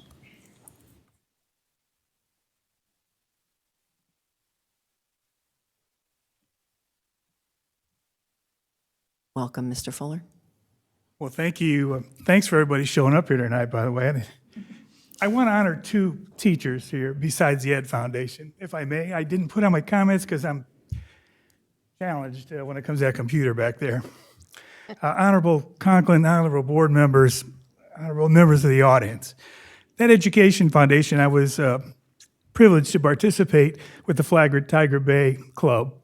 And we were blessed by our membership to honor the graduates and scholarship winners of 7 scholarships at $4,000 each. I say every year I'm not going to do this. When I go there, I cry every time when I go to those students' houses because I know how proud those parents are. I know how hard those students work, but I know how hard those teachers are to get those scholarships. So I want to thank you for that, and it's always a moving experience. The second point, and I hope this is not out of protocol, I didn't write it down, but... I've added it. Okay, thank you. There are 2 amazing, transformative teachers at Wadsworth Elementary School. There are numerous but I can tell you my personal experience over there. It's Miss Sika and Miss Poland. As a grandfather and a father, you cannot ask for better teachers than those 2 ladies and educators. They are beacons of education. And just to share a quick experience, because I see my time's running short, they planned a zoo for the kids at the Jacksonville Zoo. Those buses pull up, they're pristine, they're clean. Those kids, you can eat off the floor in those buses that pick them up. Now, the weather was a little inclement, and so it was a little iffy. But I tell you what, those teachers, you don't argue with a teacher because they've got a pretty good understanding with the Lord. When we got there, it was raining a little bit. They gave each one of the chaperones a little bag of these little reindeer. Ponchos. And I tell you, it was amazing. Like, who thinks of all that stuff, really? So you get them off the bus, and I can't take communication, collaboration. Every 15 minutes, you're getting a text. Hey, look, we heard thunder. Make sure you guys are in a safe spot. Talk about collaboration, communication, and caring. I just can't thank them enough. I can't thank the teachers enough. I can't thank this board enough. God bless all of you, because you certainly made a difference in my grandson's future. And that's, as a grandfather, give me a break. What else can you ask for? Thank you so much. God bless all of you, and God bless the sport. Thank you very much. Thank you, Ed. Thank you. Next speaker is Chanel Channing regarding the half-cent tax renewal.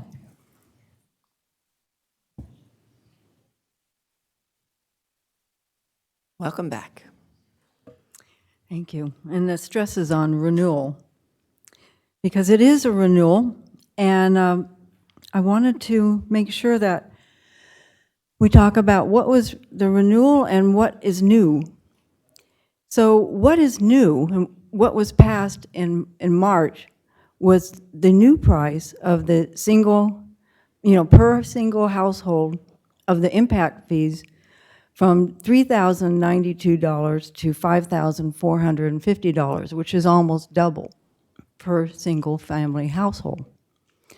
And when the argument came before the county commissioners, and of course at that point you guys wanted over $7,000 per single family household, and the county commission said, no, let's have it go down to $5,000. So they did. But when you did place the argument forward, it was for things such as the slide that you put up, which said to finance educational facilities, construction, and remodeling and renovations and acquisition and improvements for the Flagler County School District. And you all have seen me many times. I love the schools here. I love the kids, and I want to see it all improved. And This is not about that. This is about basic budgeting.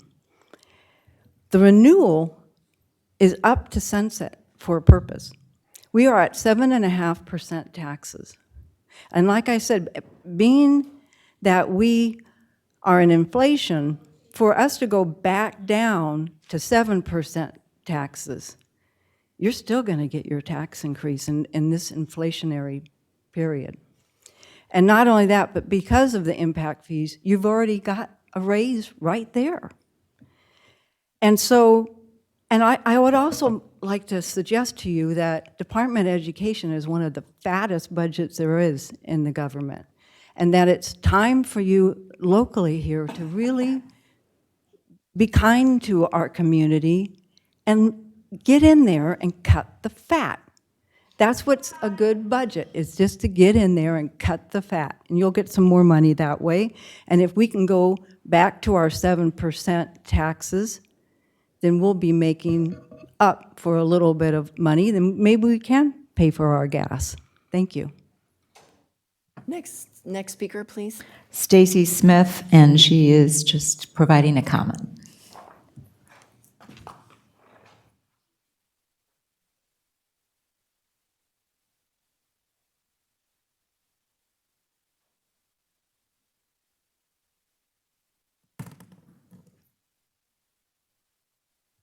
Welcome. Thank you. My name is Stacy Smith. I'm a teacher at Wadsworth Elementary School. I've sat on bargaining for 15 years. I give a lot of my time away from my family to work for the betterment for all of our teachers here in Flagler. And in all of those years that I have sat on this bargaining committee, I have yet to have a TA get signed, and not just get signed. The district side held up signs that said, "We love Katie. Katie needs a raise," when we proposed this rebate.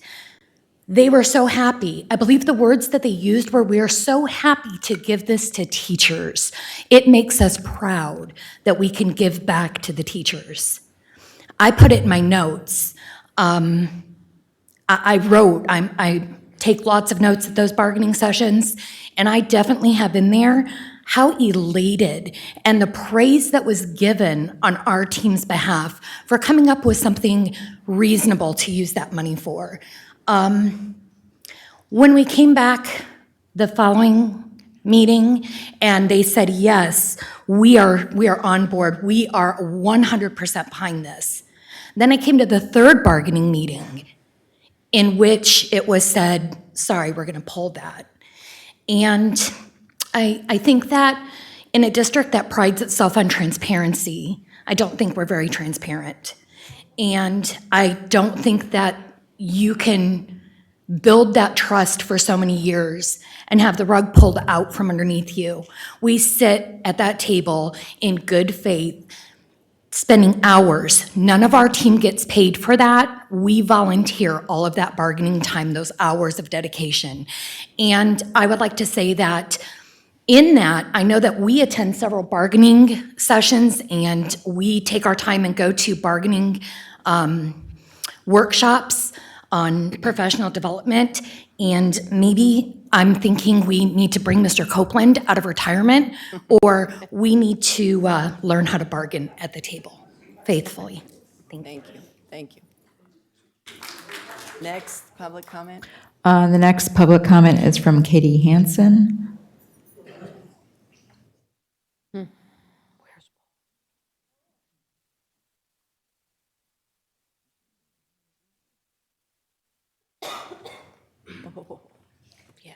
Good evening, Superintendent and board members again. For those of you that don't know me, my name is Katie Hansen, and I have proudly served the teachers of Flagler County for 12 years as president of FCEA. I have worked over these 12 years and beyond that to help develop and maintain a collaborative working relationship with the district. 9 years ago, the district elected to become self-insured with the promise that this would save employees money and that we would have more autonomy over the money in our insurance dollars. On March 23rd, almost 2 months ago, the insurance committee met for a final time finalizing the plan options for the coming year.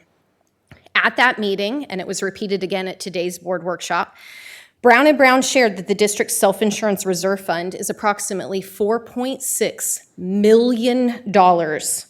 This equates to half a year's worth of claims. Our insurance reserve fund is more than healthy. Following the finalization of these insurance plans, the district and FCEA initiated negotiations for full book contract. As our team began preparing and discussing the topic of insurance, we explored options for the use of this excess money in the reserve fund that would actually be of value to our employees. In years past, the district has wasted this money on a pool, on the Belterre Swim and Racquet Club, and on gyms that have since been dismantled and can no longer be used by employees. A waste of money. FCEA's team developed a proposal for an insurance loyalty rebate that would provide all employees $100 a year for every year that they have been a member of the district's insurance plans since we've become self-insured. Based on the number of employees currently enrolled in the district insurance, considering attrition, this rebate agreement would cost the district approximately $800,000. This leaves the district a reserve of $3.8 million, over 3 times the minimum amount required to be maintained in that fund. The district's negotiating team, after having this proposal for a week, returned to the table and happily signed the tentative agreement, only to tell us 2 weeks later that the board is refusing to honor this signed agreement. You, the board, have empowered administration to negotiate on your behalf.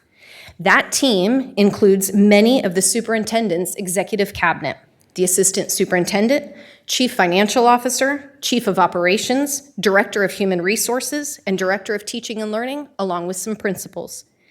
This team met with us at the table, acknowledged that our proposal was fiscally responsible, fiscally conservative, and signed that tentative agreement. You should have the integrity to stand behind your team and honor the signed agreements. During Staff Appreciation Week, you, the board, sent messages thanking teachers and staff, expressing your appreciation, but then told the district's team to take back that agreement. Please reconsider your stance on this tentative agreement. Stand behind your own team, do what's right, and pay employees the money they deserve. Thank you, Katie. Any other public comments? The next speaker is Brun Hudson.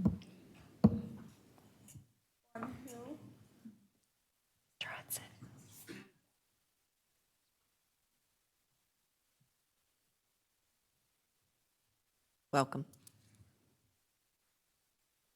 Gonna have to raise this up a little bit.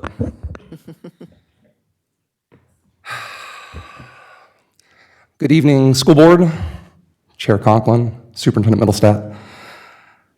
I don't think I need any introductions because I work with most of you guys every month at the school board meetings, but for the public, my name is Brun Hudson and I am the proud president of FESPA, your local support professional union. I wanted my first public comment to you all to be a positive one, and unfortunately tonight that's not the case. Sitting behind me are teachers and support staff who have come out in solidarity in the hopes that our trust in you has not been misplaced. I'm a fairly new president. I don't have the history that others here have, but for the better part of 30 years, I know that the 2 local unions here have consistently done the best to foster a cooperative relationship based on trust. So it's a shock to both unions when we found out that the tentative agreements that were signed by your teams and our teams in good faith have now been pulled back per your orders. This is the definition of bad faith bargaining, and it erodes the trust that each union has spent years trying to build. Your teachers and support professionals are beat down, tired, overworked, and underpaid. We have gone the extra mile time and time again for each other and the students of Flagler County. We have risen to the occasion based on your ask each and every time you needed us to. One of the main reasons we went to self-insurance is so that we had more control over our money and our health. And I say our money because it is our money. The people behind me contributed to it. You all up there have contributed to it. It is our money. The money can be used for all kinds of things, such as the rebate program that we agreed upon. This is the money that some of the employees could use to keep their lights on for one more month, or to make sure they don't go hungry over the weekend so that their kids or grandkids can eat. We have problems that are bigger than Flagler County. The state is seeing an unprecedented number of people leaving the public school system. Vacancies are growing in every county, including our own, and Tallahassee is doing all it can to diminish the effectiveness of public education. You all and all the other local school boards have been attacked as well. The state is trying to erode your powers too. Now is not the time to weaken the relationships with your local unions. We should be standing together with one voice, speaking out on how amazing public education is. For 14 years, I have proudly served Flagler County Schools in the technology department. I would encourage you all to rethink your positions on the tentative agreements that you have pulled back. Honor your word, honor the integrity of your bargaining team, and show your teachers and staff that their trust is not misplaced. Thank you. Thank you, Ron. Thank you. Next public speaker. The next speaker is Nick DeSantis on the half cent in favor.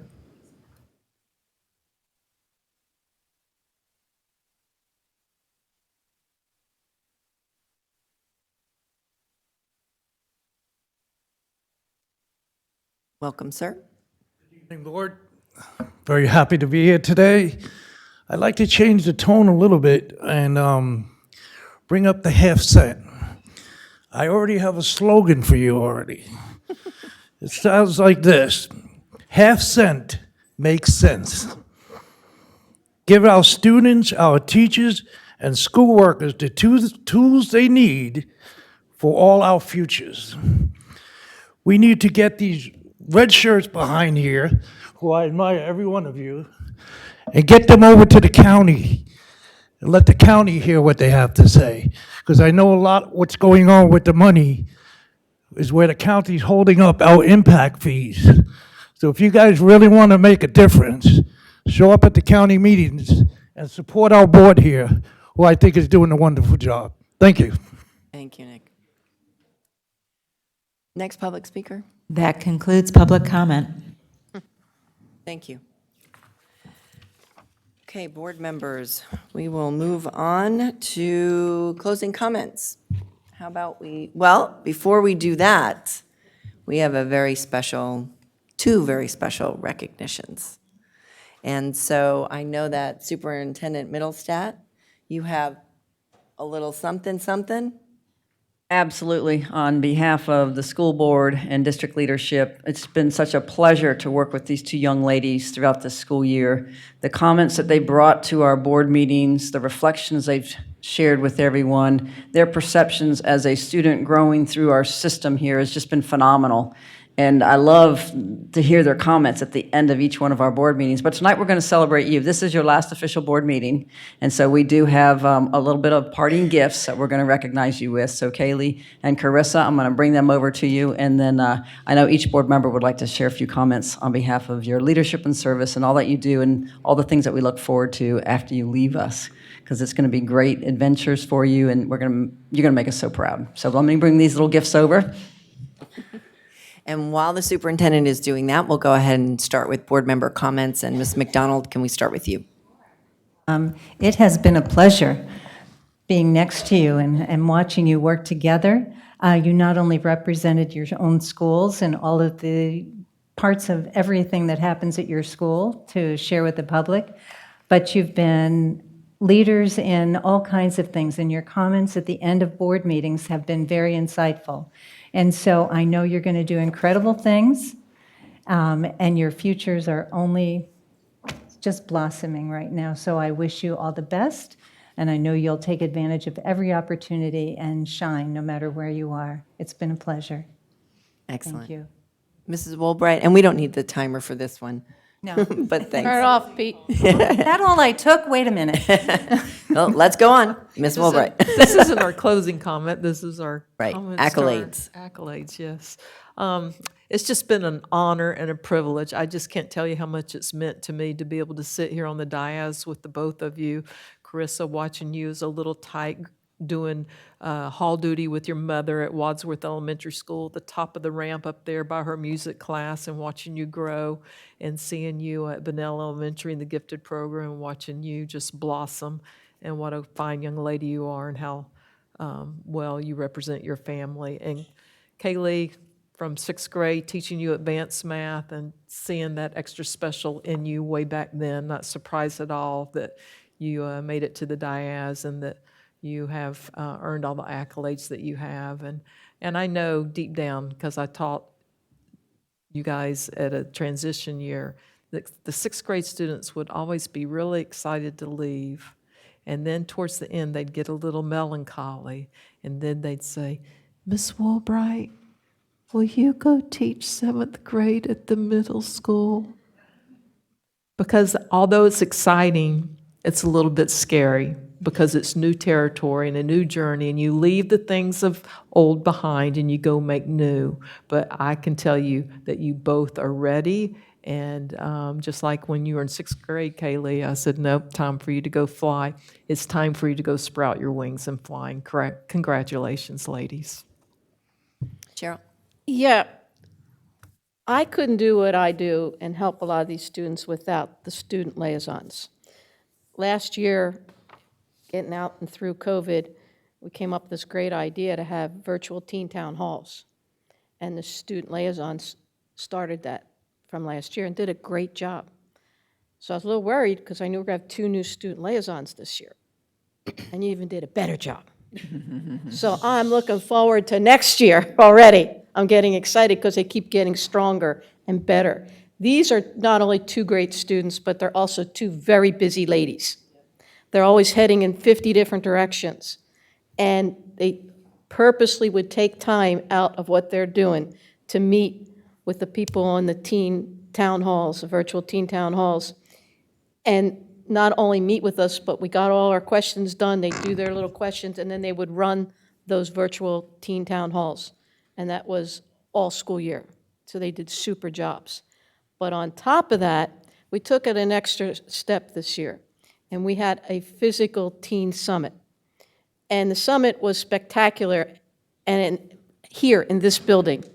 And it wouldn't have been without the 2 of them, because not only did they help create the logo, create the T-shirts, and create the format, but they also were pivotal in actually doing one of the workshops. And that's something that's going to continue because it was such a good job.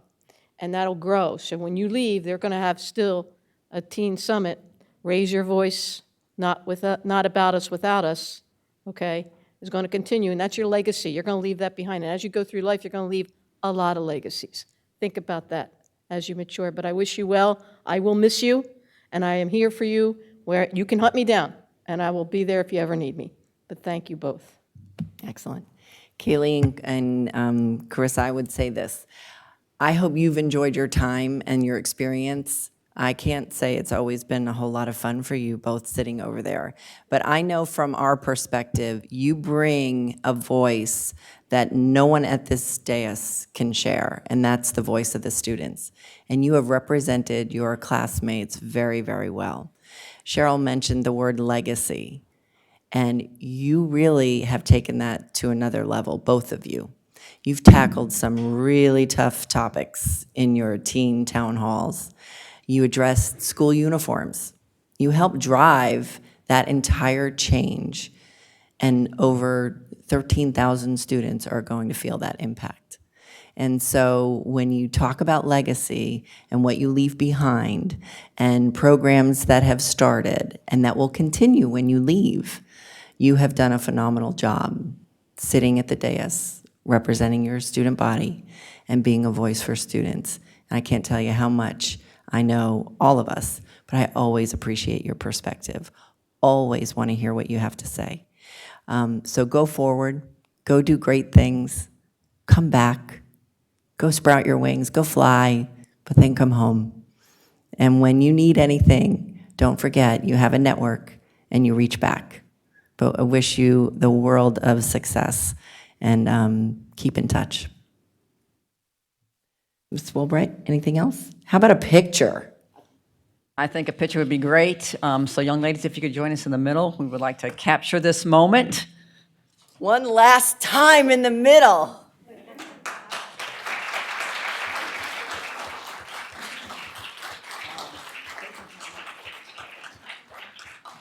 Somebody take a picture and text Mr. Jackson.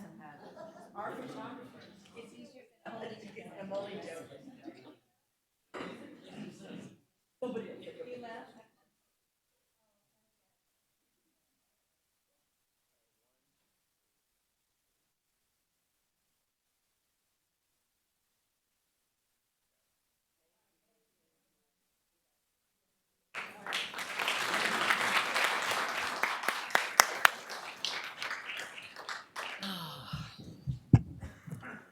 My favorite part of our board. Okay, so let's go ahead with closing comments for the evening, and we'll start it off with you, Kaylee.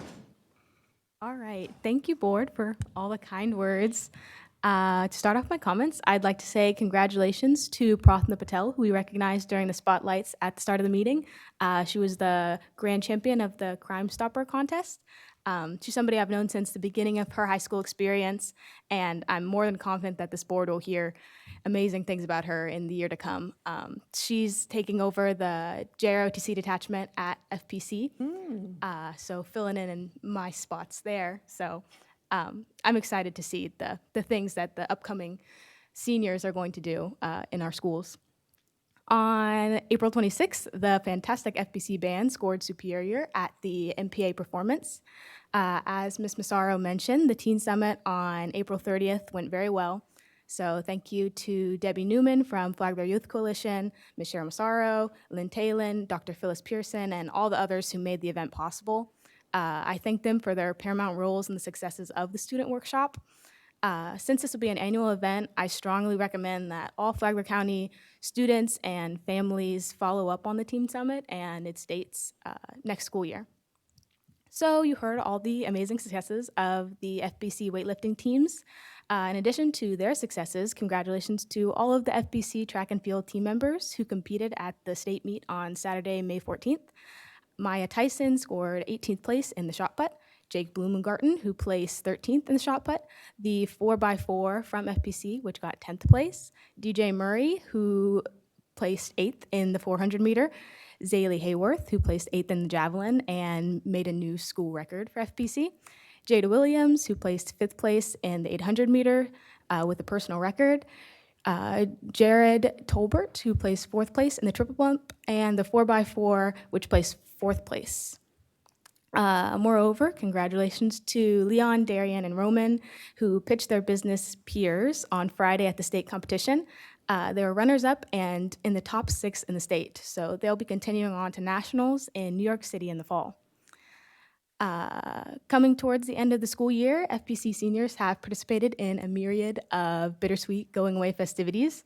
On May 2nd, the Flagler County Education Foundation hosted the Senior Scholarship Night, and that same day was the Commitment Day, so all the seniors wore merchandise of the schools that they're going to or the military branches which they've enlisted in, so that of course is a nice thing. And then just the May 16th, earlier this week, they did a senior walk the halls. So everybody walks one last time, teachers say farewell and whatnot. So also there's a Save the Manatees 5K run and walk hosted by FPC Student Government this Friday, May 20th.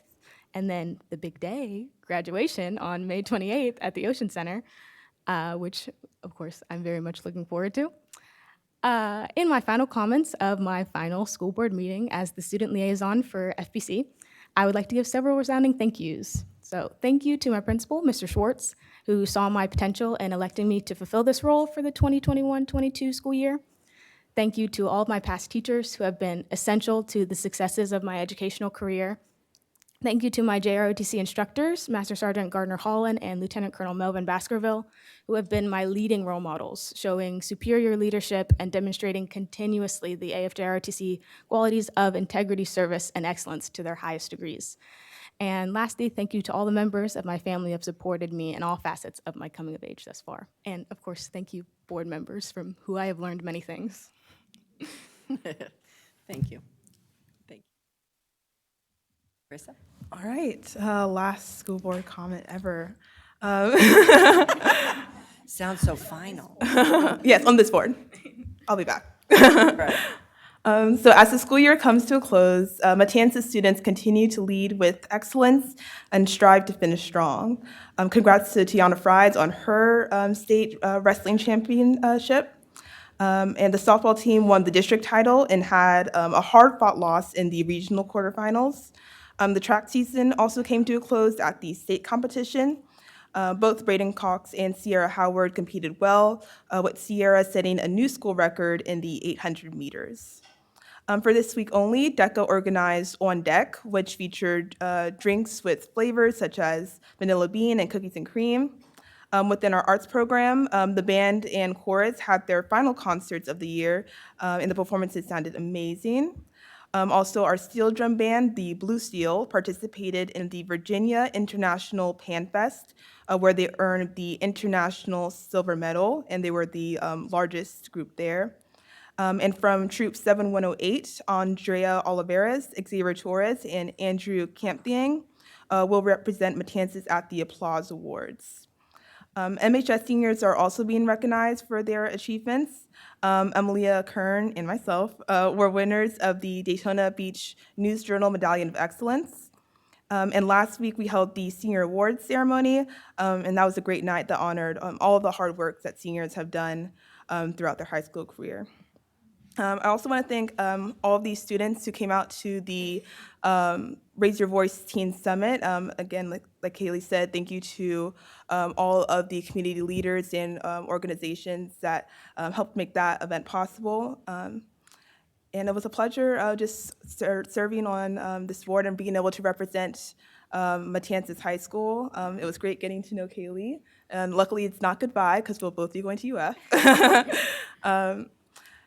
Thank you to, of course, my principal, and the MHS administration, my teachers who have supported me throughout this entire process, and of course my family. They have all been a great support system, and this has just been a great year of personal growth and growth as a leader, and seeing kind of more of the inner workings of government and community. Yeah, it's been a great year, so thank you, everyone. Excellent. Thank you. Thank you. Ms. McDonald. Thank you. Hard to celebrate in such a short time. There's so much, but continue the celebrations, and everybody in the community. I really appreciate everyone who came tonight and voiced their comments. It's been a little frustrating for me because we can't comment back by email or anything that comes out of the executive session. So I know that there's nobody that we value more than our teachers and our support staff and all the people that make this incredible community work so well. So I hope you don't give up and continue to know that we will come to a resolution that works for the district, especially in these times. I do appreciate the emails that I've gotten, and I'm sorry, I usually write back, but I couldn't write back on content. But I hopefully on other issues, I can communicate again with folks. So not hearing from me did not mean that I wasn't engaged and interested in resolution. I hope everyone has a lovely and exciting and meaningful moment after moment till the end of this year, because once it's ended, you can't have those visions anymore. So grab those smiles, have those conversations with folks, and know that we appreciate everything you do and everyone you touch along the way. Thank you, Ms. McDonald. Ms. Mulbright. I appreciate everyone coming out tonight. I have paid into Flagler County School Insurance since 1991. I am currently paying into Flagler County Insurance. I paid into Flagler County Insurance through COBRA the 9 or 11 months that I was not employed for Flagler County Schools. So many of the things that you have said tonight are true. I did sit on the insurance committee. I did sit behind the bargaining team. I hear you, I feel you, and I see you.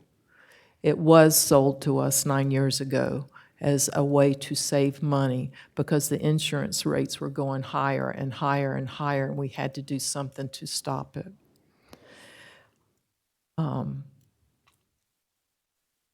We are limited in what we can say because we are in negotiations.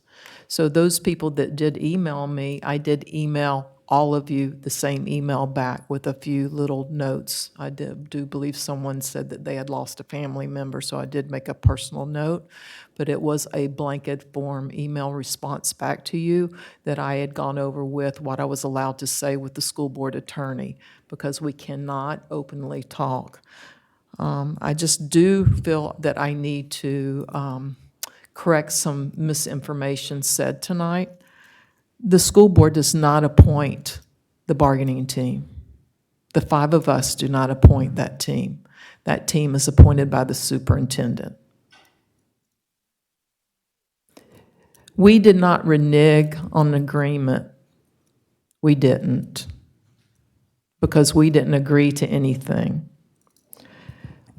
We can't explain because it's against violation. So the speaker that said we owe you an explanation, we can't. We have to do our talking in executive session or on the dais here. We cannot talk about things that are being negotiated. After the book's closed and everything's done, then we can talk about it. In fact, I made a mistake at a workshop and started talking about something that was in negotiations, and I didn't even know negotiations had started because that was not communicated to me. You knew the information about the insurance several months ago. We learned about it today. That was the first that we heard, the report from Brown and Brown, today's workshop. Please go back and watch today's workshop.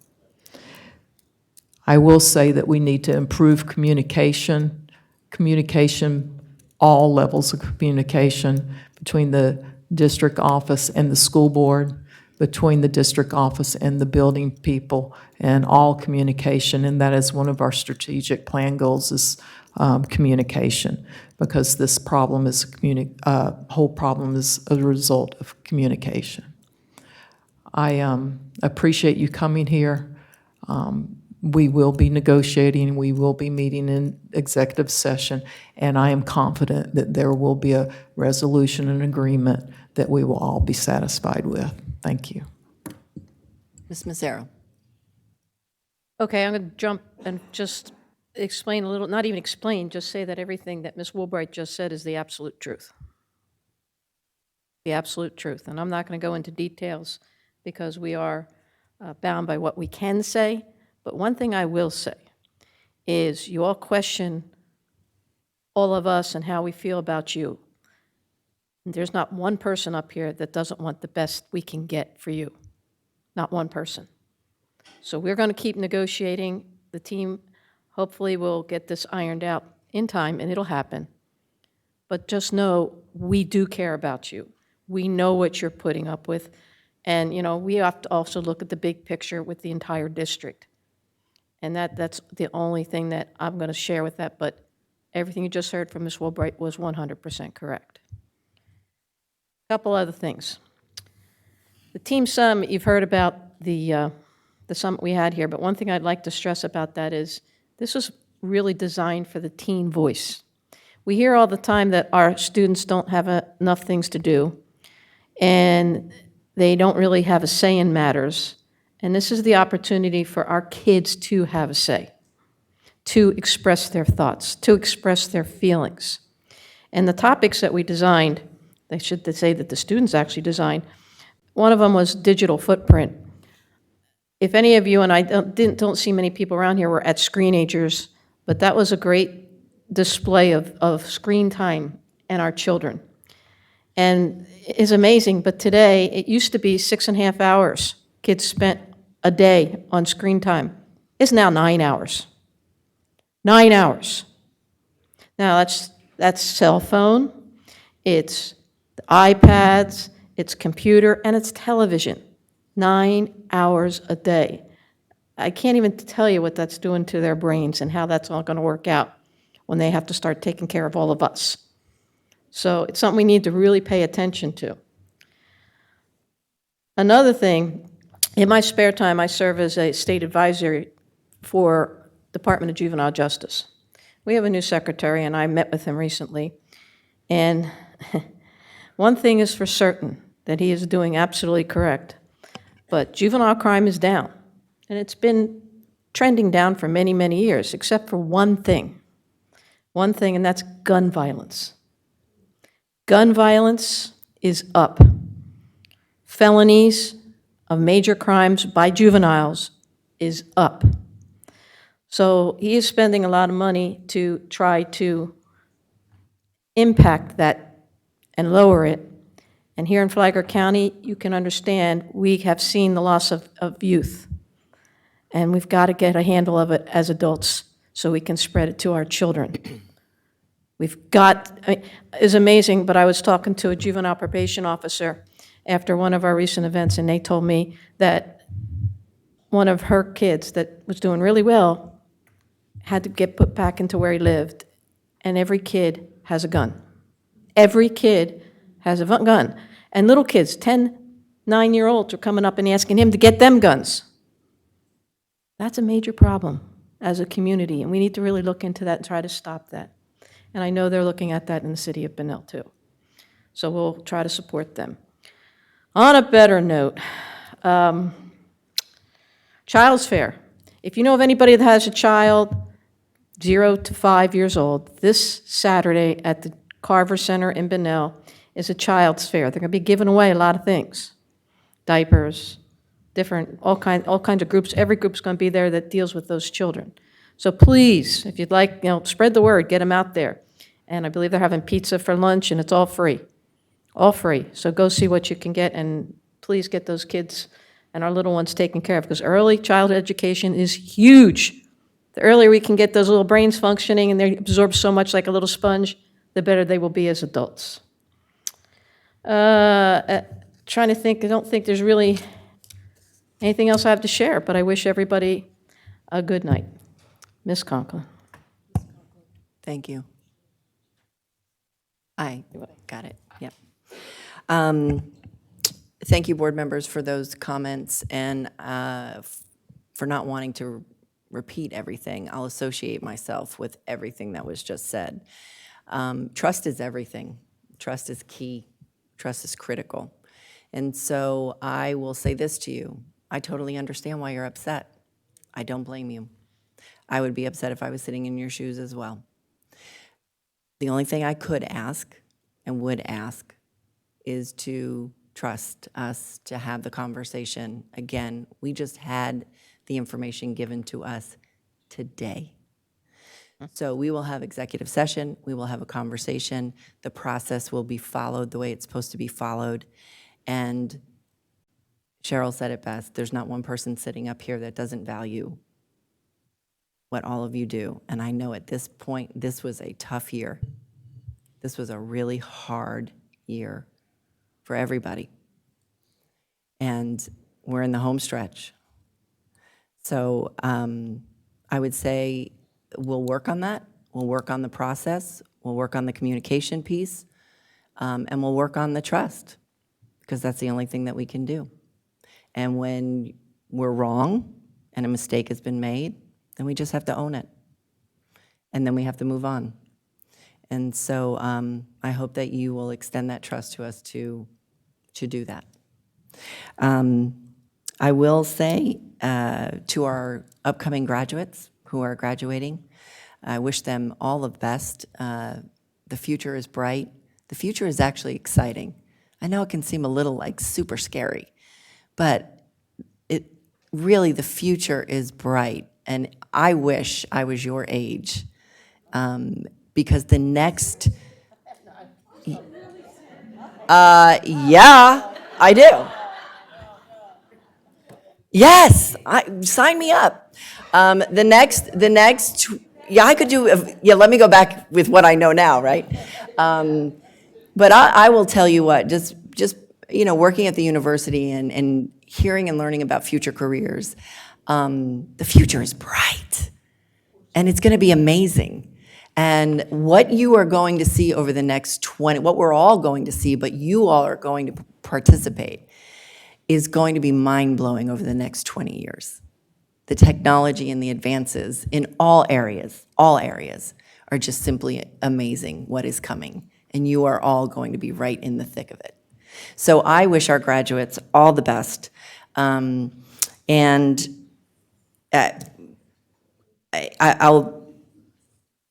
will end on this note that, and I mentioned it during the moment of silence tonight, we lost another student to gun violence. And Key Marion Hall's family is just completely devastated. Another mother who has lost a son. 4 young Black men that we have lost, including Curtis Gray, which I never thought we would see that happen again. And it has happened again. As a community, we've got to come together and have a conversation and then put action to it. But it is going to take inside of all of our communities for that conversation to take place, truly. But please do keep his family, his mother, in your thoughts and prayers, and the community, that it stops, that this stops now. And with that, Superintendent Middlestat, I will pass it off to you. Thank you, and I appreciate the attendance tonight by the employees and the teachers. You came and saw some wonderful spotlights. So for you to wake up each and every day and not always see the results of what our students accomplish, I hope that you were given some joy tonight participating in the work in this evening's meeting. Regarding trust the process, you heard earlier there was a coach that used that with his players, and I'll have to go old school here. I'm a coach, and I always use that too. I have a young team. You got to trust the process. We don't always do the right thing, but we wake up each and every morning trying to make the best decisions possible for our students' well-being and all the opportunities they have afforded to them. I will tell you this, our board cares about every single employee, and they push on me as a superintendent each day in a positive way to try to make the work environment the best place, because if our employees are happy and uplifted, I know our students are going to leave our schools with all those opportunities and be afforded with learning and growth and mindset that's going to help them be wonderful citizens and contribute to society. So with that said, next week we do have some very important meetings. I also want to remind everybody that we have FTC graduation on Wednesday night. And as you heard from our 2 young ladies who will be graduating, we have graduation to finish out the following Saturday. FPC is at 12 o'clock and Matanzas is at 4 p.m. So with that said, I understand that the dollar value is a difficult place that we're all living in right now, but more importantly, it's the culture and the environment in which you work in. And together, we can always make that be a more powerful one. So we will get through this. I know our board has got some great information. Please watch the workshop today if you did miss that. And I know they're going to do right by everybody. So appreciate your time tonight and all your support. Flagler Schools is a great place to be a part of, and we're only getting better each and every day. 1% better every day takes us to the highest level possible. So thank you. Thank you. With that, this board meeting is adjourned.